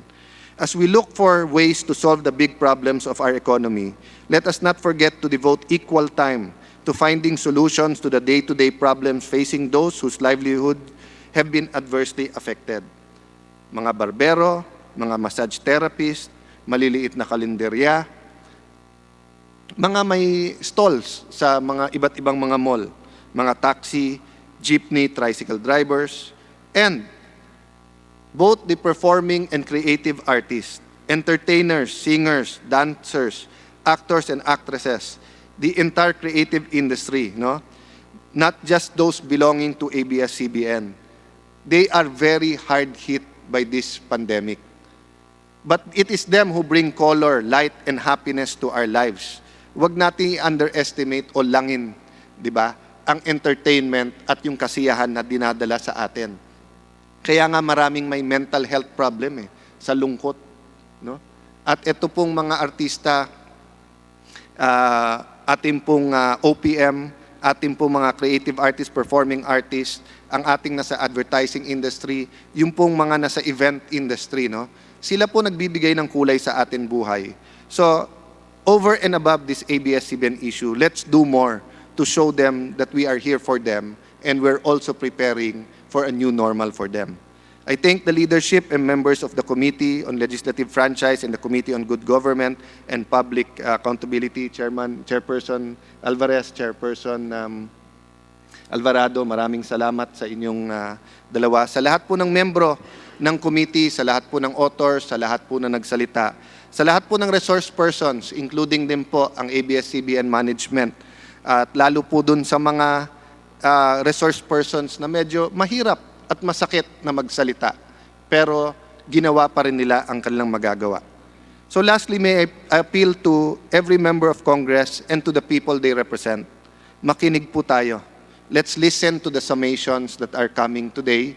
Yung pong magsasalita na isa-sum up po niya ang kanyang pagkaintindi at mga i-highlight na punto sa 12 hearing. Let's review important points. Nasa YouTube naman po yan. At nasa Facebook accounts naman ng Congress. Let's review yung mga nangyari sa hearings. In that way, we can all form a judgment that is well-informed. God bless the Filipino people. God bless the Philippines. Maraming salamat po sa inyong lahat. Maraming salamat po, Speaker Alan Cayetano, at napakasarap po na marinig na ang mga miyembro ng joint committee ito ay pinapasalamatan no less than ng ating minamahal na Speaker of the House, Alan Peter Cayetano. Gayon na rin parang nakapagbalik tanaw tayo sa ating panahon nung nag-aaral tayo sa eskwelahan, kinakabisa natin yung preambulo. Ito, binigay na naman sa atin yung preambulo. Isang paalala na kailangan manatili ang hustisya, kalayaan, pagmamahal, pagkakapantay-pantay, at kapayapaan sa ating bansa, lalong-lalo na sa loob ng hearing na ito. Ngayon po, ang susunod na magpapayo sa atin at magbibigay ng kanyang manifestation, ang ating minamahal at ginagalang na Majority Leader Martin Romualdez. Maraming salamat po, Chairman Jonathan Kuya C. Alvarado.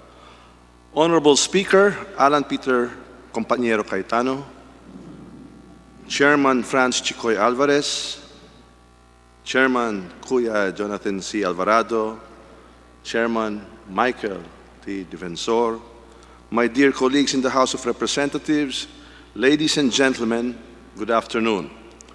Today, we are gathered in this august chamber to hear the closing arguments on the issue at hand, whether ABS-CBN deserves to be given the special privilege of a franchise to operate and maintain radio and TV broadcasting stations in the Philippines. Two of our brilliant and eloquent colleagues, Deputy Speaker Dante Marcoleta and Representative Rufus Rodriguez, will speak before us to summarize the issues that have been discussed lengthily and exhaustively for the past 2 months. As held by the Supreme Court, and I quote, "A legislative franchise is a special privilege granted by the state to corporations. It is a privilege of public concern which cannot be exercised at will and pleasure, but should be reserved for the public control and administration, either by the government directly or by public agents, under such conditions and regulations as the government may impose on them in the interest of the public. It is the Congress that prescribes the conditions on which the grant of the franchise may be made, and thus the manner of granting the franchise, to whom it may be granted, the mode of conducting the business, the charter and the quality of service to be rendered, and the duty of the grantee to the public in exercising the franchise are almost always defined in clear and unequivocal language. End quote.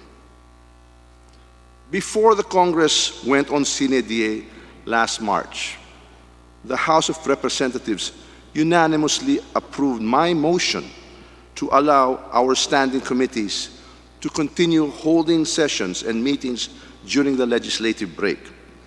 The Majority Leader's motion was made precisely to allow the Committees on Legislative Franchises and Good Government and Public Accountability to continue their deliberations on all measures related to the application for the franchise of ABS-CBN Corporation, even while the House of Representatives was not in session.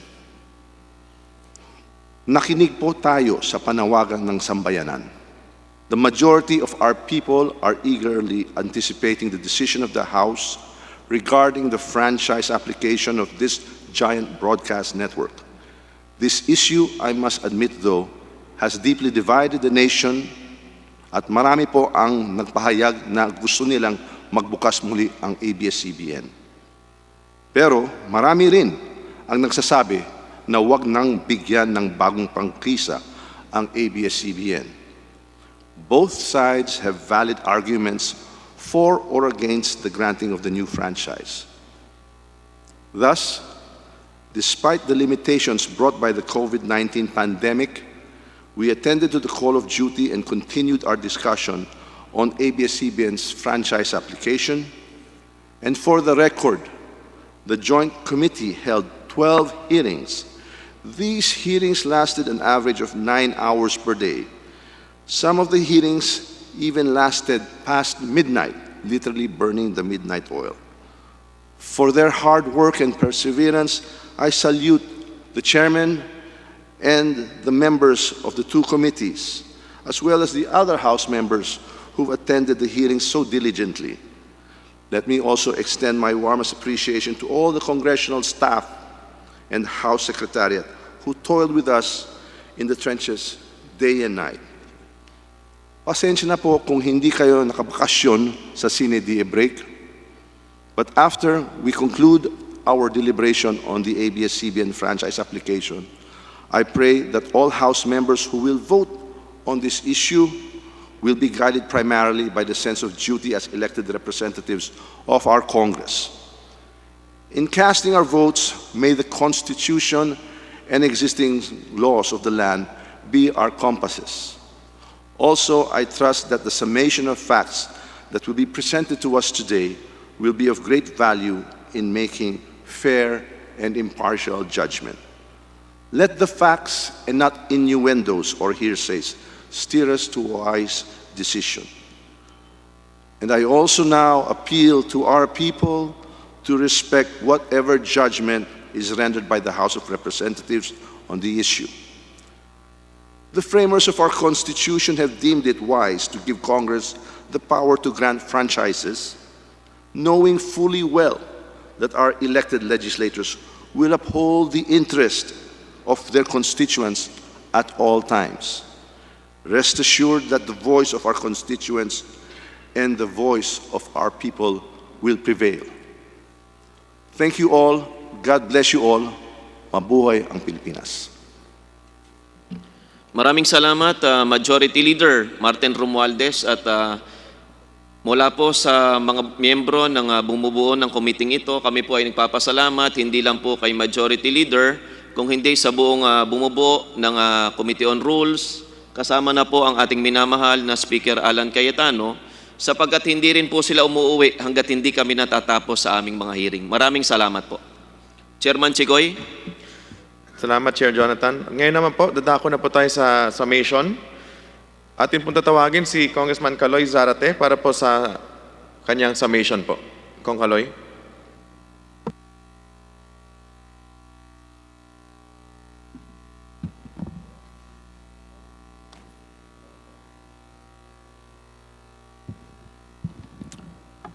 Isang maalab na pagbati sa ating mga kasamahan sa Kamara, kay Speaker Alan Peter Cayetano, sa ating Majority Leader Martin Romualdez, sa ating Minority Leader Benny Abante, sa ating Chair Chicoy Alvarez ng Committee on Legislative Franchise, Chair Jose Alvarado ng Committee on Good Government, at sa lahat ng ating mga mamamayan, ating mga kababayan na nakasubaybay sa pagdinig ng Kongreso sa usapin ng prangkisa ng ABS-CBN.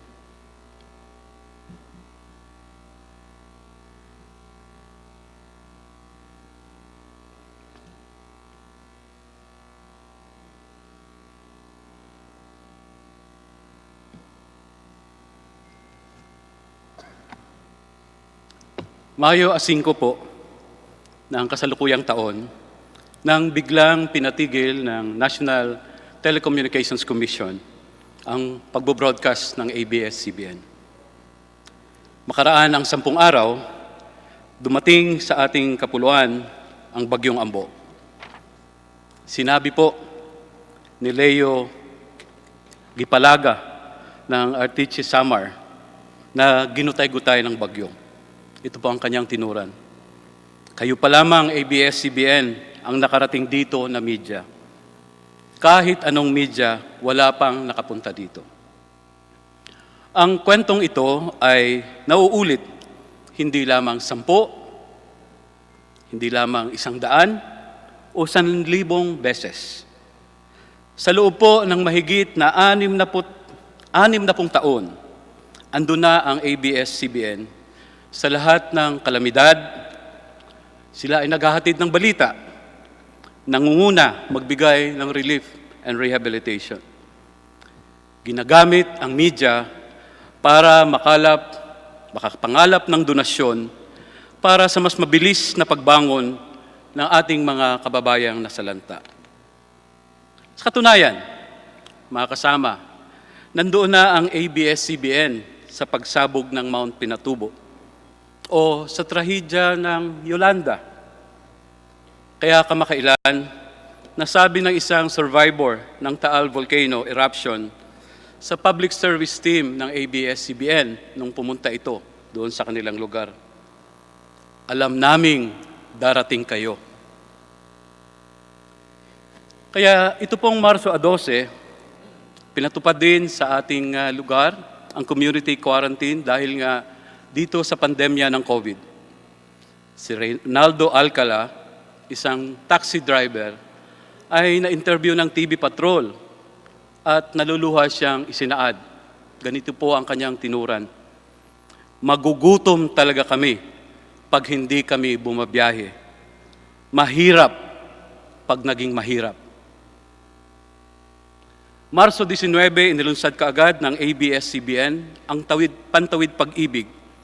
Ginamit ang media para manawagan sa private sectors at sa mga lokal na pamahalaan na magtulong-tulong para sa milyon-milyon nating mga kababayan na walang makain dahil hindi na sila makapaghanap buhay.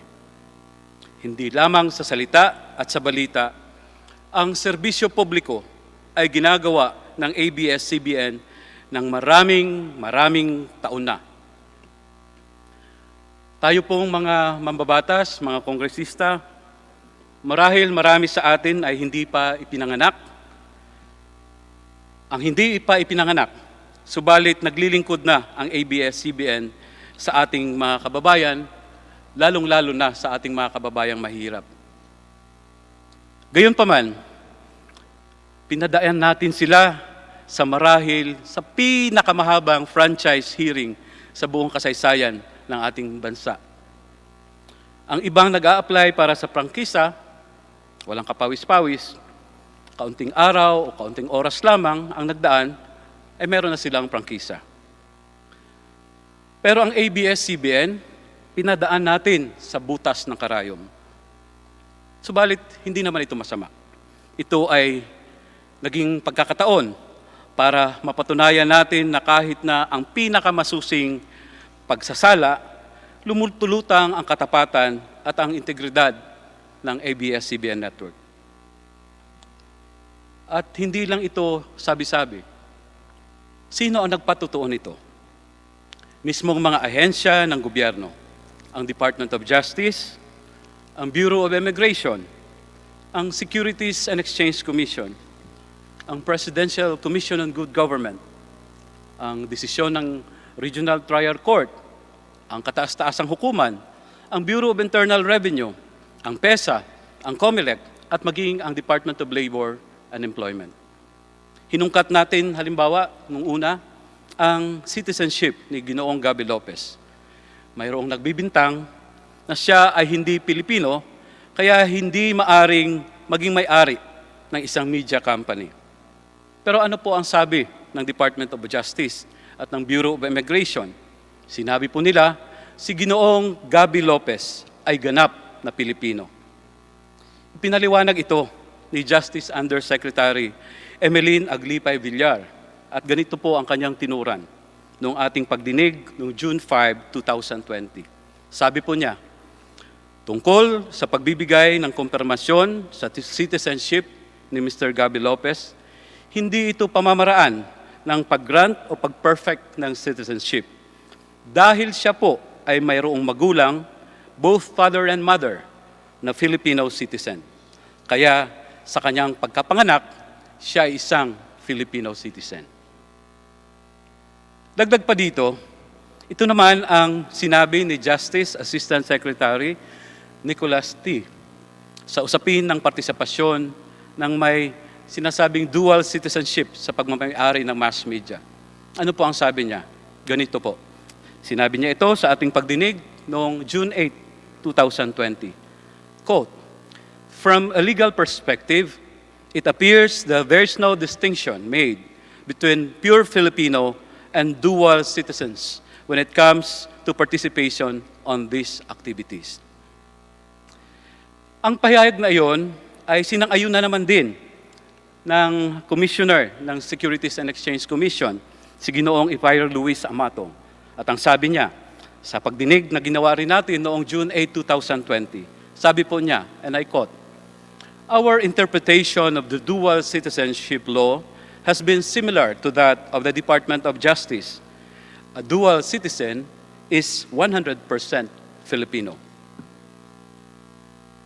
Sinabi rin ito ng Legal Department ng Securities and Exchange Commission na pwedeng maging may-ari si Ginoong Gabby Lopez ng isang media company. Sa madaling salita po, mga kasama, mga kababayan, walang pagkakasala. Sinabi din ng Securities and Exchange Commission sa usapin naman ng pagbibenta ng abs-cbn ng Philippine Depository Receipts or PDR na itong araw ay alinsunod sa ating mga batas. Kaya muli, walang pagkakasala. Ganito ang naging pahayag ni SEC Commissioner Amatong, and I quote, "At the time when the PDRs were issued in 1999 and registered with the Securities and Exchange Commission, the prevailing view at that time was that the PDRs do not reflect transfer of ownership to foreigners." Close quote. Sinabi po niya ito sa ating pagdinig noong ika-11 ng Hunyo 2020. Sumunod naman po, madaming kumalat na fake news na nagsasabing ang abs-cbn daw ay hindi nagbabayad ng buwis. Pero ano po ang sabi ng BIR? Malinaw po ang sinabi ng mga kinatawan ng BIR nung andito sa ating pagdinig. Ang abs-cbn ay palaging bayad sa buwis. Katunayan, ito ay isa sa pinakamalaking taxpayers ng Pilipinas. Sinabi rin ng PESA, walang tax shield na ginawa ang abs-cbn. Ganito po ang tinuran ni Ginoong Manuel Mapoy, ang BIR Assistant Commissioner for Large Taxpayer Service, nung ating ginawang pagdinig nung unang araw ng Hulyo sa kasalukuyang taon. Ano po ang sinabi niya? And I quote, "abs-cbn Corporation is regularly paying taxes for the past years. Ang total payment po ng abs-cbn from 2016 to 2019 ay inabot ng 15,382,423,364 centavos. Close quote. Muli, mga kasama, mga kapwa ko mambabatas, mga kababayan, walang pagkakasala sa usapin ng pagbabayad ng buwis. Sumunod naman, ang mga pasilidad ng abs-cbn ay kinuha sa kanila ng pamahalaan noong batas militar at ginamit ng pribadong kampanya nang hindi nagbabayad ng sapat na renta. Ang sabi ng Presidential Commission on Good Government, ang isang desisyon ng Regional Trial Court at maging desisyon ng ating Korte Suprema, ang abs-cbn ay nararapat lang na maibalik sa mga pamilyang Lopez. Muli, naging ganito ang naging pahayag o testimonya ni Justice Assistant Secretary T sa ating pagdinig na ginawa noong June 18, 2020. Sinabi po niya, open quote, "Takeover is limited only to possession and does not include ownership of abs-cbn." Close quote. Kaya malinaw po, muli, walang pagkakasala na maibalik ang abs-cbn sa pamilya ng mga Lopez na kinuha sa kanila noong batas militar. Sumunod na usapin, sinabi ng COMELEC na ang abs-cbn ay walang nilabag na election laws. Walang nilabag. Kaya muli po, walang pagkakasala.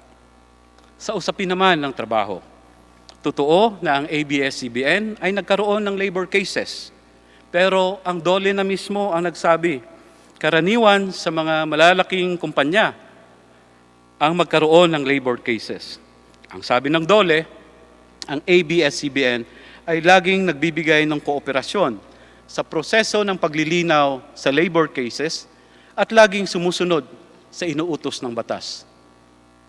Sa katunayan, dito sa ating pagdinig nitong mga nakaraang mga araw, napag-alaman din natin na ang nagbibigay din ng mga benepisyo ang abs-cbn on top of the statutory benefits na nakalagay sa ating mga batas.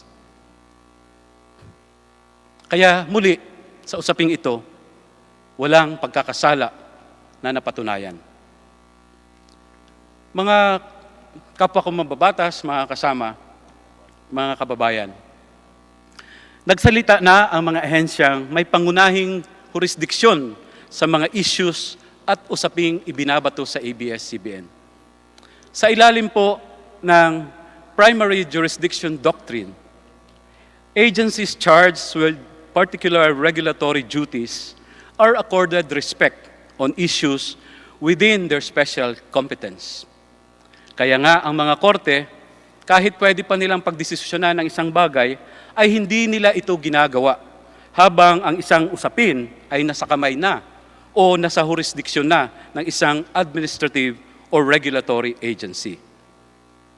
Kaya malinaw po ang binanggit ng mga inibitahan nating mga resource persons sa iba't ibang regulatory agencies. Walang napatunayang pagkakasala ang abs-cbn. Muli, matapos ang napakaraming bintang, uulitin ko, walang napatunayan na pagkakasala ang abs-cbn. Sa halip, nakita natin ang kanyang pakinabang sa bayan bilang tagapaglingkod.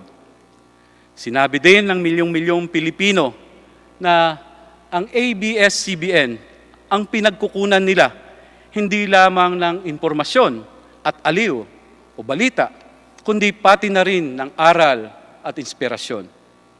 Noong ang abs-cbn ay pinasara ng National Telecommunications Commission, kahit na nangako ang NTC sa kapulungang ito na hindi nila isasara ang abs-cbn habang tuloy-tuloy na dinidinig ng kapulungang ito ang prangkisa nila. Ano po ang nangyari noong Mayo 5? Nakita natin sa mga viral videos na may mga taong minartilyo pa nga ang kanilang TV. Sa pagkakataong ito, tingnan po natin itong video na ito na ay sila.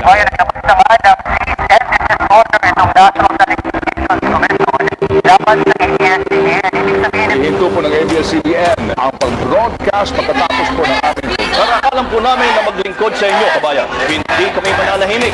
Hindi namin kayo tatalikuran, kabayan. Masakit sa amin dahil nasasara kami. Marami pa po tayong mga hangarin para sa Pilipino at sa ating bayan. Parang anak mo na rin. Wala ka ng kwenta, wala ng abs-cbn. Operation Channel 2 in the service of the Filipino. Wala po kaming nilibag na batas at nangangako po kami na patuloy kaming magsusumikap na maging mas mabuti ating kumpanya. Dito sa ABS-CBN po, it's not just a job, it is a calling in the service of the Philippines. Labis na sinusubok ang katatagan ng ating pamilya. Ang dating mga ngiti na palitan ng mga luha. Ba't di ka naiyak? Wala ka nang mapanood, wala ka nang balita. Talagang nakakalungkot ang TFC. Doon kami pumupulot at tumutulong ng lakas ng inspirasyon para umaba ang buhay namin dito sa Saudi.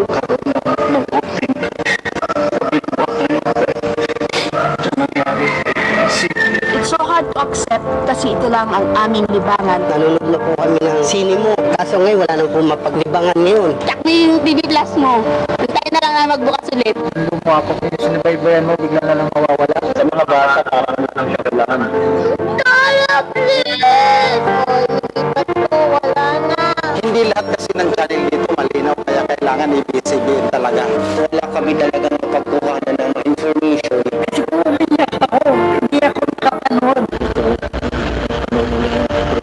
Nakakalungkot lang isipin kasi naging parte na siya ng buhay. Kahit sabihin mong nakakapanood naman kami gamit yung gadget namin, iba pa rin kasi yung experience na sa TV mo talaga napapanood. Lalo na kung may mga kasama ka nanonood, kasama barkada o pamilya mo. Ang dating pagkasabik, napalitan ng panghihinayang. Masasama-sama na ng loob dahil yung mga tinutulong na po ng ABS-CBN na napakarami, yung mga pinag-aaral, paano na po yung mga bata na yun? Kami po lang makaawa sa inyo. Napakarami po ng katulungan ng tao dito, lalo-lalo na sa mga nasa ibang bansa. Naiinis ako sa totoo lang na may mga natutuwa na hindi mawawala ng trabaho. Hindi ko makita ano ang naging dahilan kung bakit nila nasara ang ABS-CBN. Bakit mobile ang lockdown, sumabay pa yung shutdown ng ABS-CBN. Lalong naging malungkot ang buhay ng mga Pilipino dito. Nawalan kami ng impormasyon tungkol sa kung ano makaganapan ngayon sa paligid. Nahihirapan kami sumagap ng balita. Kung mawawala ang ABS-CBN, parang mawawala din kami ng kapamilya. Hindi naman din po kasi yung channel mismo yung sinisira, mismo mga Pilipino. Para sa ating mga pangarap at para sa katotohanan, hindi tayo mag-iiwanan. Sana po, pagtulungan natin na maibalik po yung ABS-CBN sa ilit. Nakakabit na po yung mga magandang purpose sa ABS-CBN. Yung ito, ragsak, ito pamilya. Ito yung network na malaki yung malasakit sa mga bata. May protektahan, yakapin ang buong pamilya, ang buong korporasyon ng ABS-CBN. In the service of the Filipino, sa katotohanan na magbigay saya na may pagmamahal. Bakit mahal mo po ang ABS-CBN? Simple lang po kasi mahal din kami ng ABS-CBN. Kapamilya! Pahayag ang inyong nararamdaman. Hindi maghihiwalay. Kapamilya! Masukol Family loves ABS-CBN.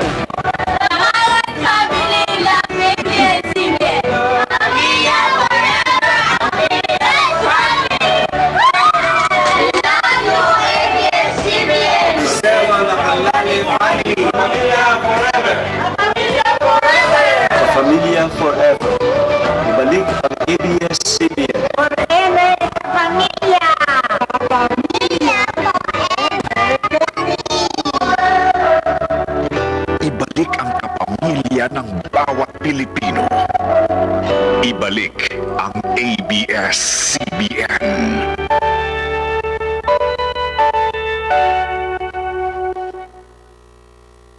Sa nakita po natin sa maiksing video na yan, ang matinding reaksyon ng ating mga kababayan. Hindi lang sa Pilipinas, kundi maging sa iba't ibang bahagi ng mundo.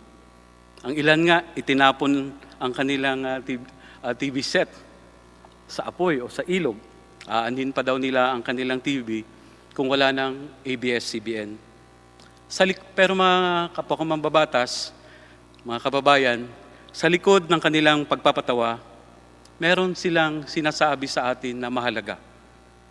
At ano po yun? Bakit ninyo ipagkakait sa amin ang kaunting kaligayahan sa pang-araw-araw? Ang karamihan sa kanila ay hindi nagpapatawa.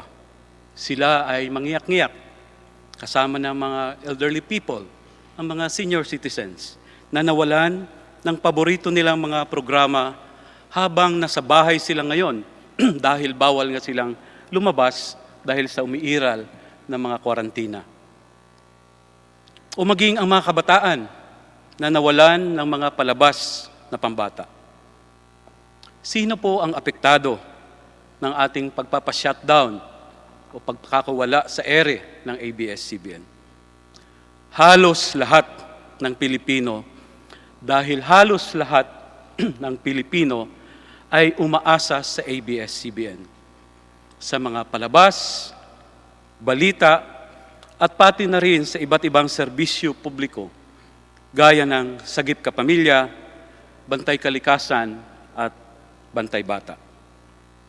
Kaya naman, nitong nakaraan, sa isang survey ng Summit Express nitong nakaraang Hulyo, 92%, 92% ng mga sumagot sa survey ay sang-ayon na mabigyan ng panibagong prangkisa ang ABS-CBN. Uulitin ko po ang sinabi ng surveying ito. 92% ng mga respondents ay nagsabi na pumapayag sila na dapat mabigyan ng panibagong prangkisa ang ABS-CBN. Meron pong mga lugar sa Pilipinas na walang ibang malinaw na signal kundi ang ABS-CBN lamang. Madami namang bansa sa mundo na nandoon ang ating mga overseas Filipino workers na nagsakripisyo para sa kanilang pamilya. Ano ang kasama nila para mapawi ang kanilang kalungkutan? Walang iba kundi ang mga palabas ng ABS-CBN. Ano ang ginagawa nila para maibsan ang kanilang mga pangamba? Walang iba kundi makinig sa mga balita ng ABS-CBN. Ngayong panahon ng pandemya, ang ABS-CBN ay may kakayahan na gawin tayong mas mapagmatyag para sa ating kalusugan. May kakayahan na manawagan para sa tulong para makakain ng ating mga kapatid na hindi na makapaghanap buhay. Ngayong hindi makakapasok sa eskwela ang ating mga anak, ang ating mga kabataan, ang ABS-CBN ay may karanasan at kakayahan para mapagpatuloy ang edukasyon ng mga bata kahit sa telebisyon man, sa radyo o sa digital media or sa cable. Ang ABS-CBN ay matagal nang may kaugnayan sa ating Department of Education sa pamamagitan ng Knowledge Channel at Programa Henyo. Pero pinatigil din ng NTC kahit na ang digital broadcast ng TV+. Kasama doon ang Knowledge Channel na katuwang ng mga magulang sa pagpapalawak ng karunungan at edukasyon ng ating mga anak. Kaya muli, isang mahalagang tanong. Ngayong panahon ng paghihirap, bakit pa natin dadagdagan ng mahigit 11,000 unemployed na dating mga breadwinner ang ating bansa? Ang ating bayan ay bayan ng mas nakakaraming mahihirap at kapos sa buhay. Ang kailangan nila ay isang media company na nakakatulong at nagmamalasakit. Isang media network na tinataguyod ang pakikiisa, ang bayanihan para maiangat natin ang isa't isa. Mga kasamahan ko sa Kongreso, mga kapwa ko mambabatas, ngayon ay magpapasya tayo kung ang ABS-CBN ba ay nararapat na bibigyan natin ng prangkisa o paparusahan natin ng isang pagtanggi sa kanilang aplikasyon. Ang tanong ko po, bakit naman natin papaparusahan ang isang kumpanya na walang pagkakasala? Bakit natin pipigilang maglingkod ang isang kumpanya at ang kanyang mga nasasakupan na may malaking pakinabang sa isang nagsisikap na bayan ng gaya sa atin? Bakit natin parusahan at supilin maging ang karapatan ng pamamahayag at karapatan ng ating mga mamamayan sa malayang daloy ng impormasyon? Mga kasamahan ko sa Kongreso, mga kapwa ko mambabatas, may mga iba't ibang dahilan na panggagalingan ang ating pagpapasya at ang ating boto sa mga sumunod na oras o araw. Subalit, ano nga ba ang ating papel at responsibilidad bilang mga mambabatas at bilang Kongreso? Walang iba po kundi ang gawin ang nararapat para sa interes ng ating nakararaming mga mamamayan. Hindi na kung ano ang ating pansariling interes. Hindi ang interes maging ng mga may-ari ng ABS-CBN o hindi maging ang interes ng iilan na interesado na maipasara ng tuluyan ang ABS-CBN. Ang ating papel at responsibilidad ay ang gawin kung ano ang nararapat para sa ating nakararaming mga mamamayan at para sa ating bayan. Kaya nagtitiwala po ako dahil tayo ay hinaral ng ating mga kababayang umaasa sa ating katapatan na tayo po ay boboto ng para sa interes ng karaniwang mamamayan. Huwag po sana nating biguin ang ating mga kababayan. Dinalangin ko na ang panggagalingan ng ating boto ay ang ating konsensya, gaya ng nabanggit ng ating kagalang-galang na speaker. Ang ating puso, ang ating pagmamalasakit sa kapwa Pilipino, ang ating pagpapahalaga sa kinabukasan ng ating mga anak at anak ng ating mga anak. Ang atin pong maging kapasyahan sa pambihirang pagkakataong ito ay magiging bahagi ng ating kasaysayan. Uulitin ko po, ang atin pong magiging kapasyahan sa pambihirang pagkakataong ito ay magiging bahagi ng ating kasaysayan. At tayo po ay huhusgahan ng kasaysayan sa ating magiging pasya sa usaping ito sa mga darating na oras at darating na araw. Kaya ako po ay nananawagan sa ating mga kasamahan sa Kongreso, sa mga miyembro ng Committee on Legislative Franchise, at sa lahat. Sumama po tayo sa panig ng matuwid at tama. Bigyan po natin ng pagkakataon, bigyan pa natin ng isa pang pagkakataon, ng muling pagkakataon, na makapaglingkod ang ABS-CBN at ang kanyang mga nasasakupan sa ating mga mamamayan at sa ating bayan. I-renew po natin ang kanilang prangkisa. Maraming salamat po sa inyo at maraming salamat po sa ating lahat. Magandang hapon po. Maraming salamat, Kinatawan Sarate, ang nagsalita po para sa mga pro sa prangkisa ng ABS-CBN. Ikaw rin po ay parte na ng history ng kamarang ito at ng sambayan ng Pilipino. Tayo po muna ay magkakaroon ng suspension habang hinihintay natin ang magsasalita para naman po sa kabilang panig. Hearing suspended.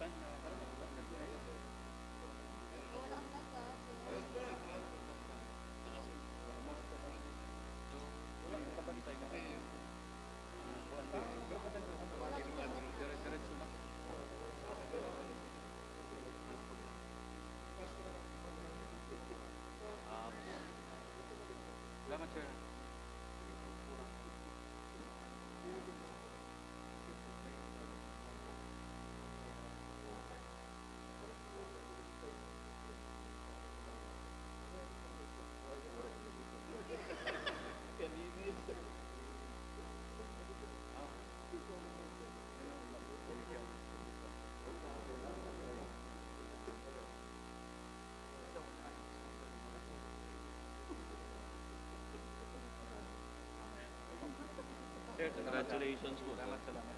The part of history, ikaw ang kauna-una. Sa'yo kauna-una kang ginagawa. Pero naputol eh, nawala ang kung saan nasa pinultimate ano na ako. Abuelo na ito. Alam ba? Oo nga eh.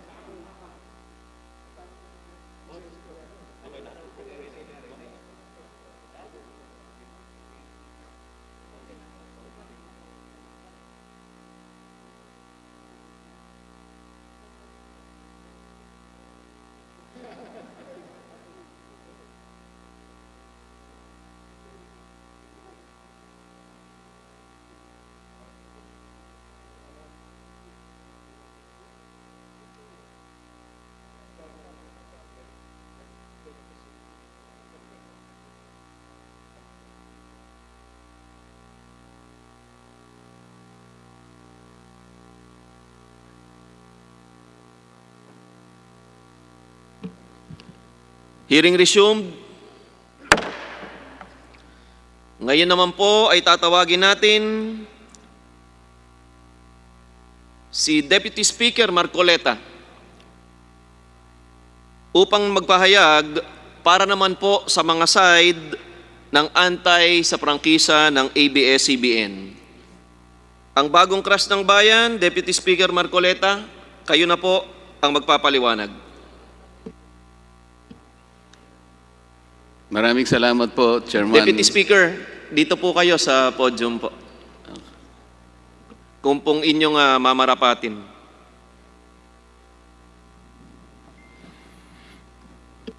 Maraming salamat po, Chairman Alvarez at Chairman Alvarado.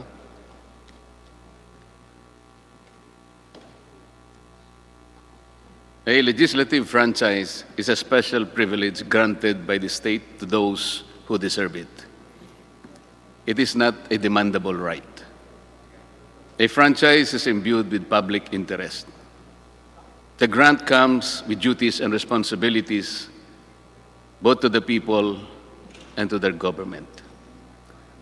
ABS-CBN came before this joint committee with the burden to convince each one of us that it has consensuously and faithfully discharged those duties and responsibilities from the time it was granted the privilege to operate a broadcasting company under its previous franchise. Congress has the exclusive constitutional mandate to either grant or deny a franchise application. This authority is borne out by the fact that not all who applied was afforded such privilege, which is why ABS-CBN must convince this chamber and the people that it serves that it is indeed deserving of a franchise. First, let's hear from Mr. Gaby Lopez III himself.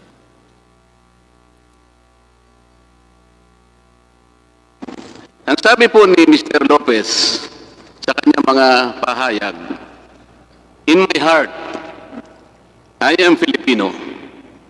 Tama po ba yun, Mr. Lopez? Yes, Your Honor. Okay. Madaling sabihin po kasi ito, Mr. Lopez. At kung hindi naman po dalawa ang puso ninyo, pwede ko bang itanong sa inyo, saan bahagi po ng dibdib ninyo ilalagay po si Uncle Sam? Mr. Lopez? Sa dibdib po. Ano po? Hindi po sa dibdib. Saan po? Dalawa lang po ba? Isa lang ang puso ninyo. Kung hindi naman dalawa, ang tanong ko po, saan nyo ilalagay si Uncle Sam? Ang puso ko Pilipino. So, siguro ipapatupad ko lang yun.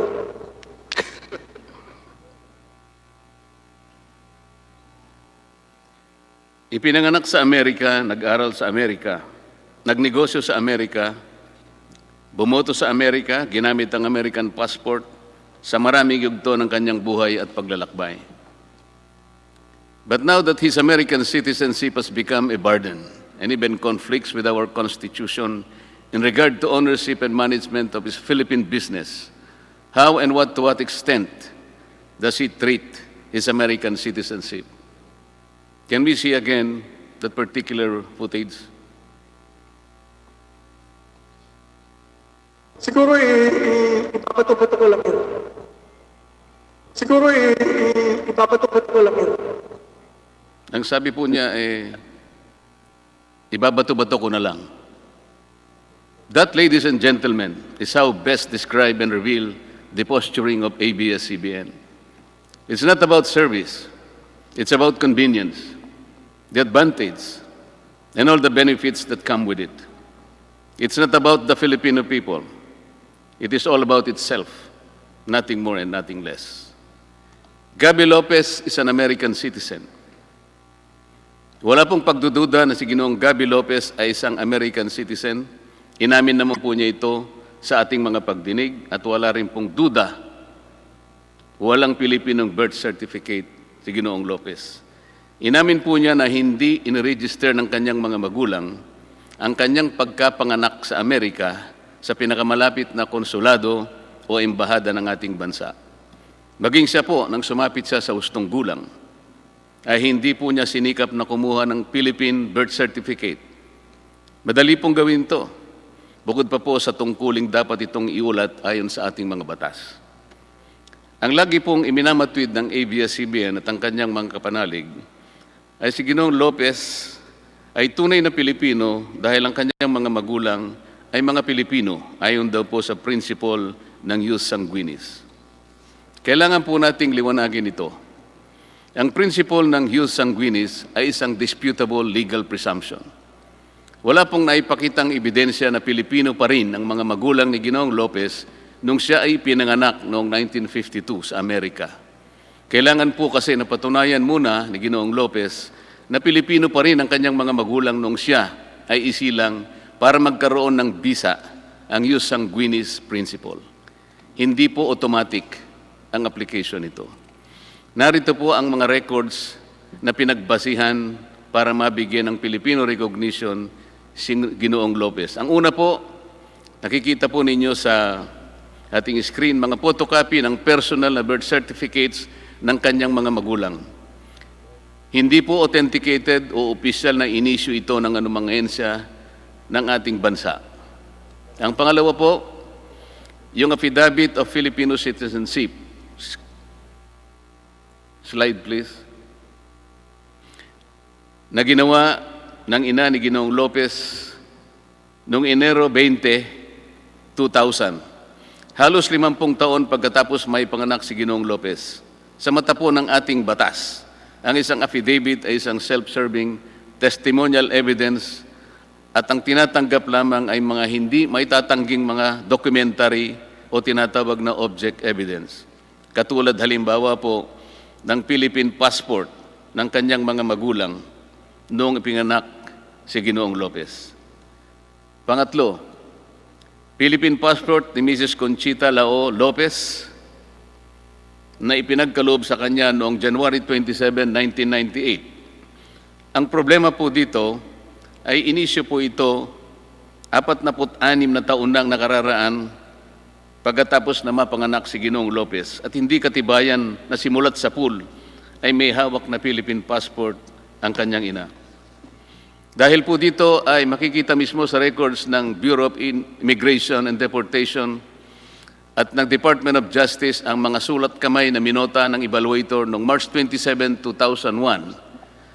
Makikita po sa slide, kaugnay ng aplikasyon ni Ginoong Lopez for Filipino recognition, nakasulat po ay ganito. There is no proof of Filipino citizenship of his mother at the time of his applicants, at the time of his, meaning the applicant, birth on August 13, 1952. Allegedly, his mother is also deceased. Nakapagtataka po na kahit sinabi ng evaluator na walang patunay na Pilipino ang ina ni Ginoong Lopez nang siya isilang, binigyan pa rin ng BID at DOJ ng Certificate of Recognition si Ginoong Lopez. Bakit po napakahalaga nitong handwritten note ng BID? Because there is the likelihood that the parents of Mr. Gabby Lopez, particularly his father, had already been naturalized American citizens, or at the very least had categorically renounced their Filipino citizenship at the time of or even prior to the birth of Mr. Lopez in 1952. This also could be explained by why they did not report his birth to the nearest Philippine embassy or consulate in New York at the time. Without such evidence of Filipino citizenship of his parents at the time of his birth, the principle of jus sanguinis could not have benefited Mr. Lopez. At kahit natanggapin po namin na Pilipino rin si Ginoong Lopez, ay malaking problema pa rin ang kanyang pagiging Amerikano na walang puwang sa mahigpit na tagubilin ng ating saligang batas na nakasulat sa Section 11, Paragraph 1, Article 16 of the 1987 Constitution. Nasa slide po yan. Alam ko po na na-memorize na po yan ng ating mga mamamayan na nakatutok sa mga pagdinig na ginaganap natin. It must be emphasized, Mr. Chair, that contrary to ABS-CBN submission, it is not the view of the Securities and Exchange Commission that matters here. It is not the opinion of the Department of Justice that will prevail here, not even the Bureau of Immigration or other agencies. It is the will of Congress that should be accorded due respect, simply because it is Congress that has the sole and ultimate authority to grant or deny application of franchises. Philippine Depositary Receipts or PDRs. The hearings also proved that ABS-CBN, through a shell company organized by Lopez Incorporated, also violated the constitutional restriction on foreign ownership and participation when it sold 187 million PDRs to foreigners, or 62.6% of the over 298 million PDRs issued by ABS-CBN Holdings Corporation, to which the same number of underlying shares of ABS-CBN were transferred.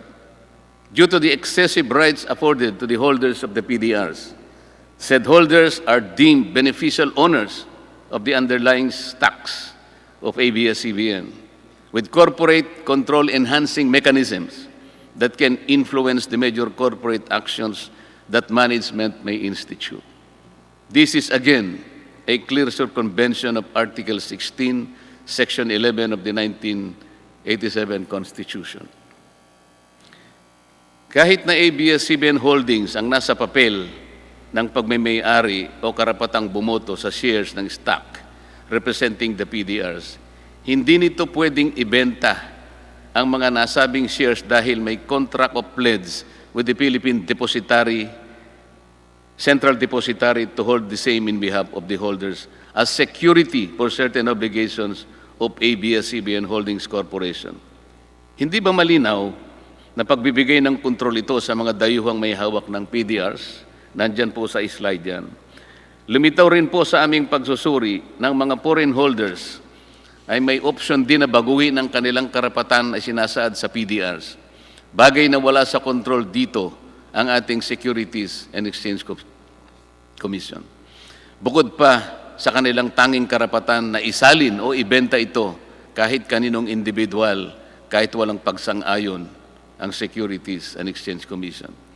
Ang sabi nga ng isang prinsipyo sa batas, what cannot legally be done directly should not be done indirectly. Sa madaling salita, Mr. Chair, ang hindi dapat gawin sa patago, dapat itong gawin ng may pagsusumamo.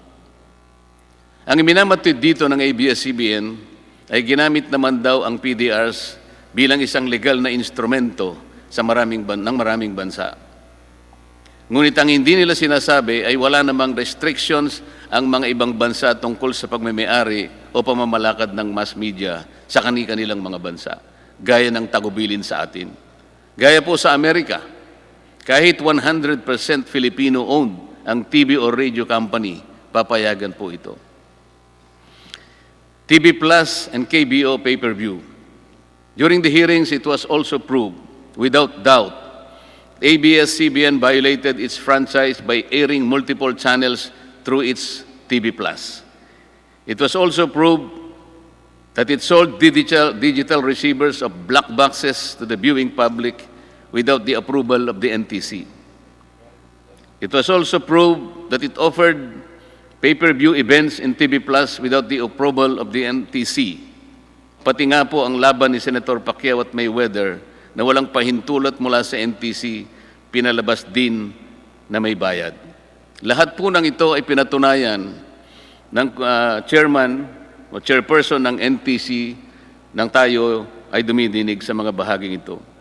NTC itself confirmed that based on its existing regulations, ABS-CBN was not authorized to encrypt or lock non-paying public its TV Plus channels using its free-to-air frequency under its franchise. Nasa slide po yan.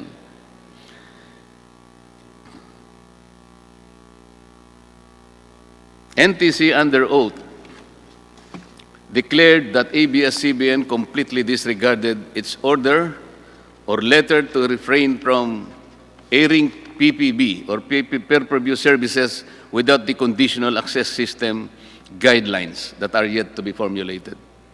ABS-CBN even utilized the platforms of its subsidiaries, namely Sky Cable Corporation, Amcara Broadcasting Network, and ABS-CBN Convergence in launching these illegal activities which, by the way, also compromised the respective franchises that are also being considered along with that of ABS-CBN.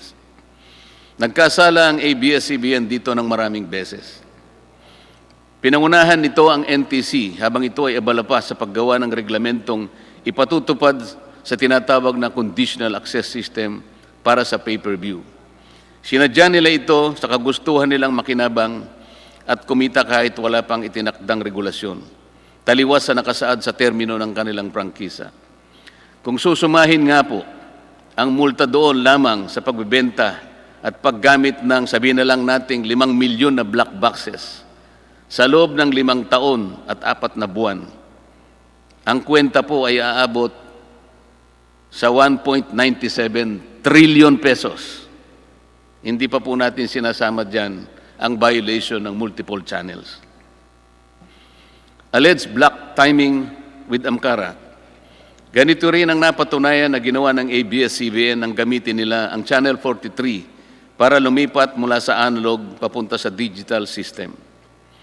Mula pa sa demonstration period na ibinigay ng NTC sa ABS-CBN, na hanggang June 30, 2015 lamang, ito ay nagpatuloy sa pag-broadcast ng TV Plus at pay-per-view incidents hanggang ito ay umabot ng 5 taon at 4 na buwan. At 1 taon bago matapos ang prangkisa ng ABS-CBN at Amcara, ay ibinenta ng ABS-CBN ang 49% ng kanyang pagmamayari dito sa Amcara na nagkukun black timing lang ang lahat para mapagtakpan ang paggamit ng TV Plus sa pag-akala nito ng prangkisa ng Amcara ay hindi mapapansin na paso na rin noon pang May 4, 2020. Nabuko pa ang ABS-CBN nang mapatunayan sa pagdinig na hindi black time ang arrangement nila, kundi isang usufruct na ipinagbabawal po sa prangkisa. Ito po ay dahil sa pag-amin na rin ni Ginoong Karandang na halos 24 na taon ay ABS-CBN ang gumagamit ng kanilang frequency, gamit ang sariling logo, tauhan at pasilidad sa pag-ere ng kanilang programa. Pati nga ang kanilang transmitter na pinatunayan ng NTC at ni Ginoong Karandang na patuloy na ginagamit kahit sila ay may cease and desist order na tinanggap mula sa NTC noong May 5, 2020. Sa kabila po ng pagsiguro sa akin ni Ginoong Carlo Katigbak na sarado na ito dahil sa raw mismo ang nag-utos. Marami po ang makakasuhan ng perjury rito. For 24 hours a day, 7 days a week, for the past 24 years, ABS-CBN did broadcast all its shows through the Studio 23 frequency of Amcara with only 3 hours sign-off. Nasa slide po yan. Amcara has no shows of its own. It has no other client except ABS-CBN. This is usufruct, not black timing. And ABS-CBN and Amcara have to face the legal consequences for this deliberate misrepresentation. At sa isang bahagi po ng pagdinig ay muli na naman po nilang tinangka ng ABS-CBN na palitawin na tuloy po ang usapan nila matapos ibenta na nito ang 49% sa pag-aari ng Amcara. Nang tanungin ko po ang Amcara kung papaano nila ito gagawin, Samantalang mayroon ng petisyon sa NTC na pagtibayin ng deed of assignment ng Amkara at Asian Multimedia and Production Company na kanilang pinagkasunduan noon Marso 12, 2019 ay wala na pong naisagot si Ginoong Karandang at inamin na po niya lahat na napatunayan ng bahaging ito ng ating pagdinig. Ang Asian Multimedia ay pag-aari ni Ginoong Federico Garcia, isang retiradong opisyal ng ABS-CBN. This surreptitious use of Amkara as an artifice demonstrates a familiar pattern, Mr. Chair. Ibinabato-bato na lang ang pagtitiwala ng sambayanang Pilipino. ABS-CBN is more of serving itself, its benefit, and all the perks that go with it. ABS-CBN's doubtful title to their properties. Hindi lang po ang Filipino citizenship ni Ginoong Lopez ang kaduda-duda. Maging ang mga titulo ng ABS-CBN sa mga pag-aaring biglang naibalik sa kanila pagkatapos ng EDSA Revolution ay kaduda-duda rin. Mula sa salaysay ni po ay walang maipakitang record ng arbitration na nauukol sa pagmemayari ng ABS-CBN. Even the title to their property. Kong Marcoleta, suspend muna tayo sandali. May technical difficulty lang. Hearing suspended.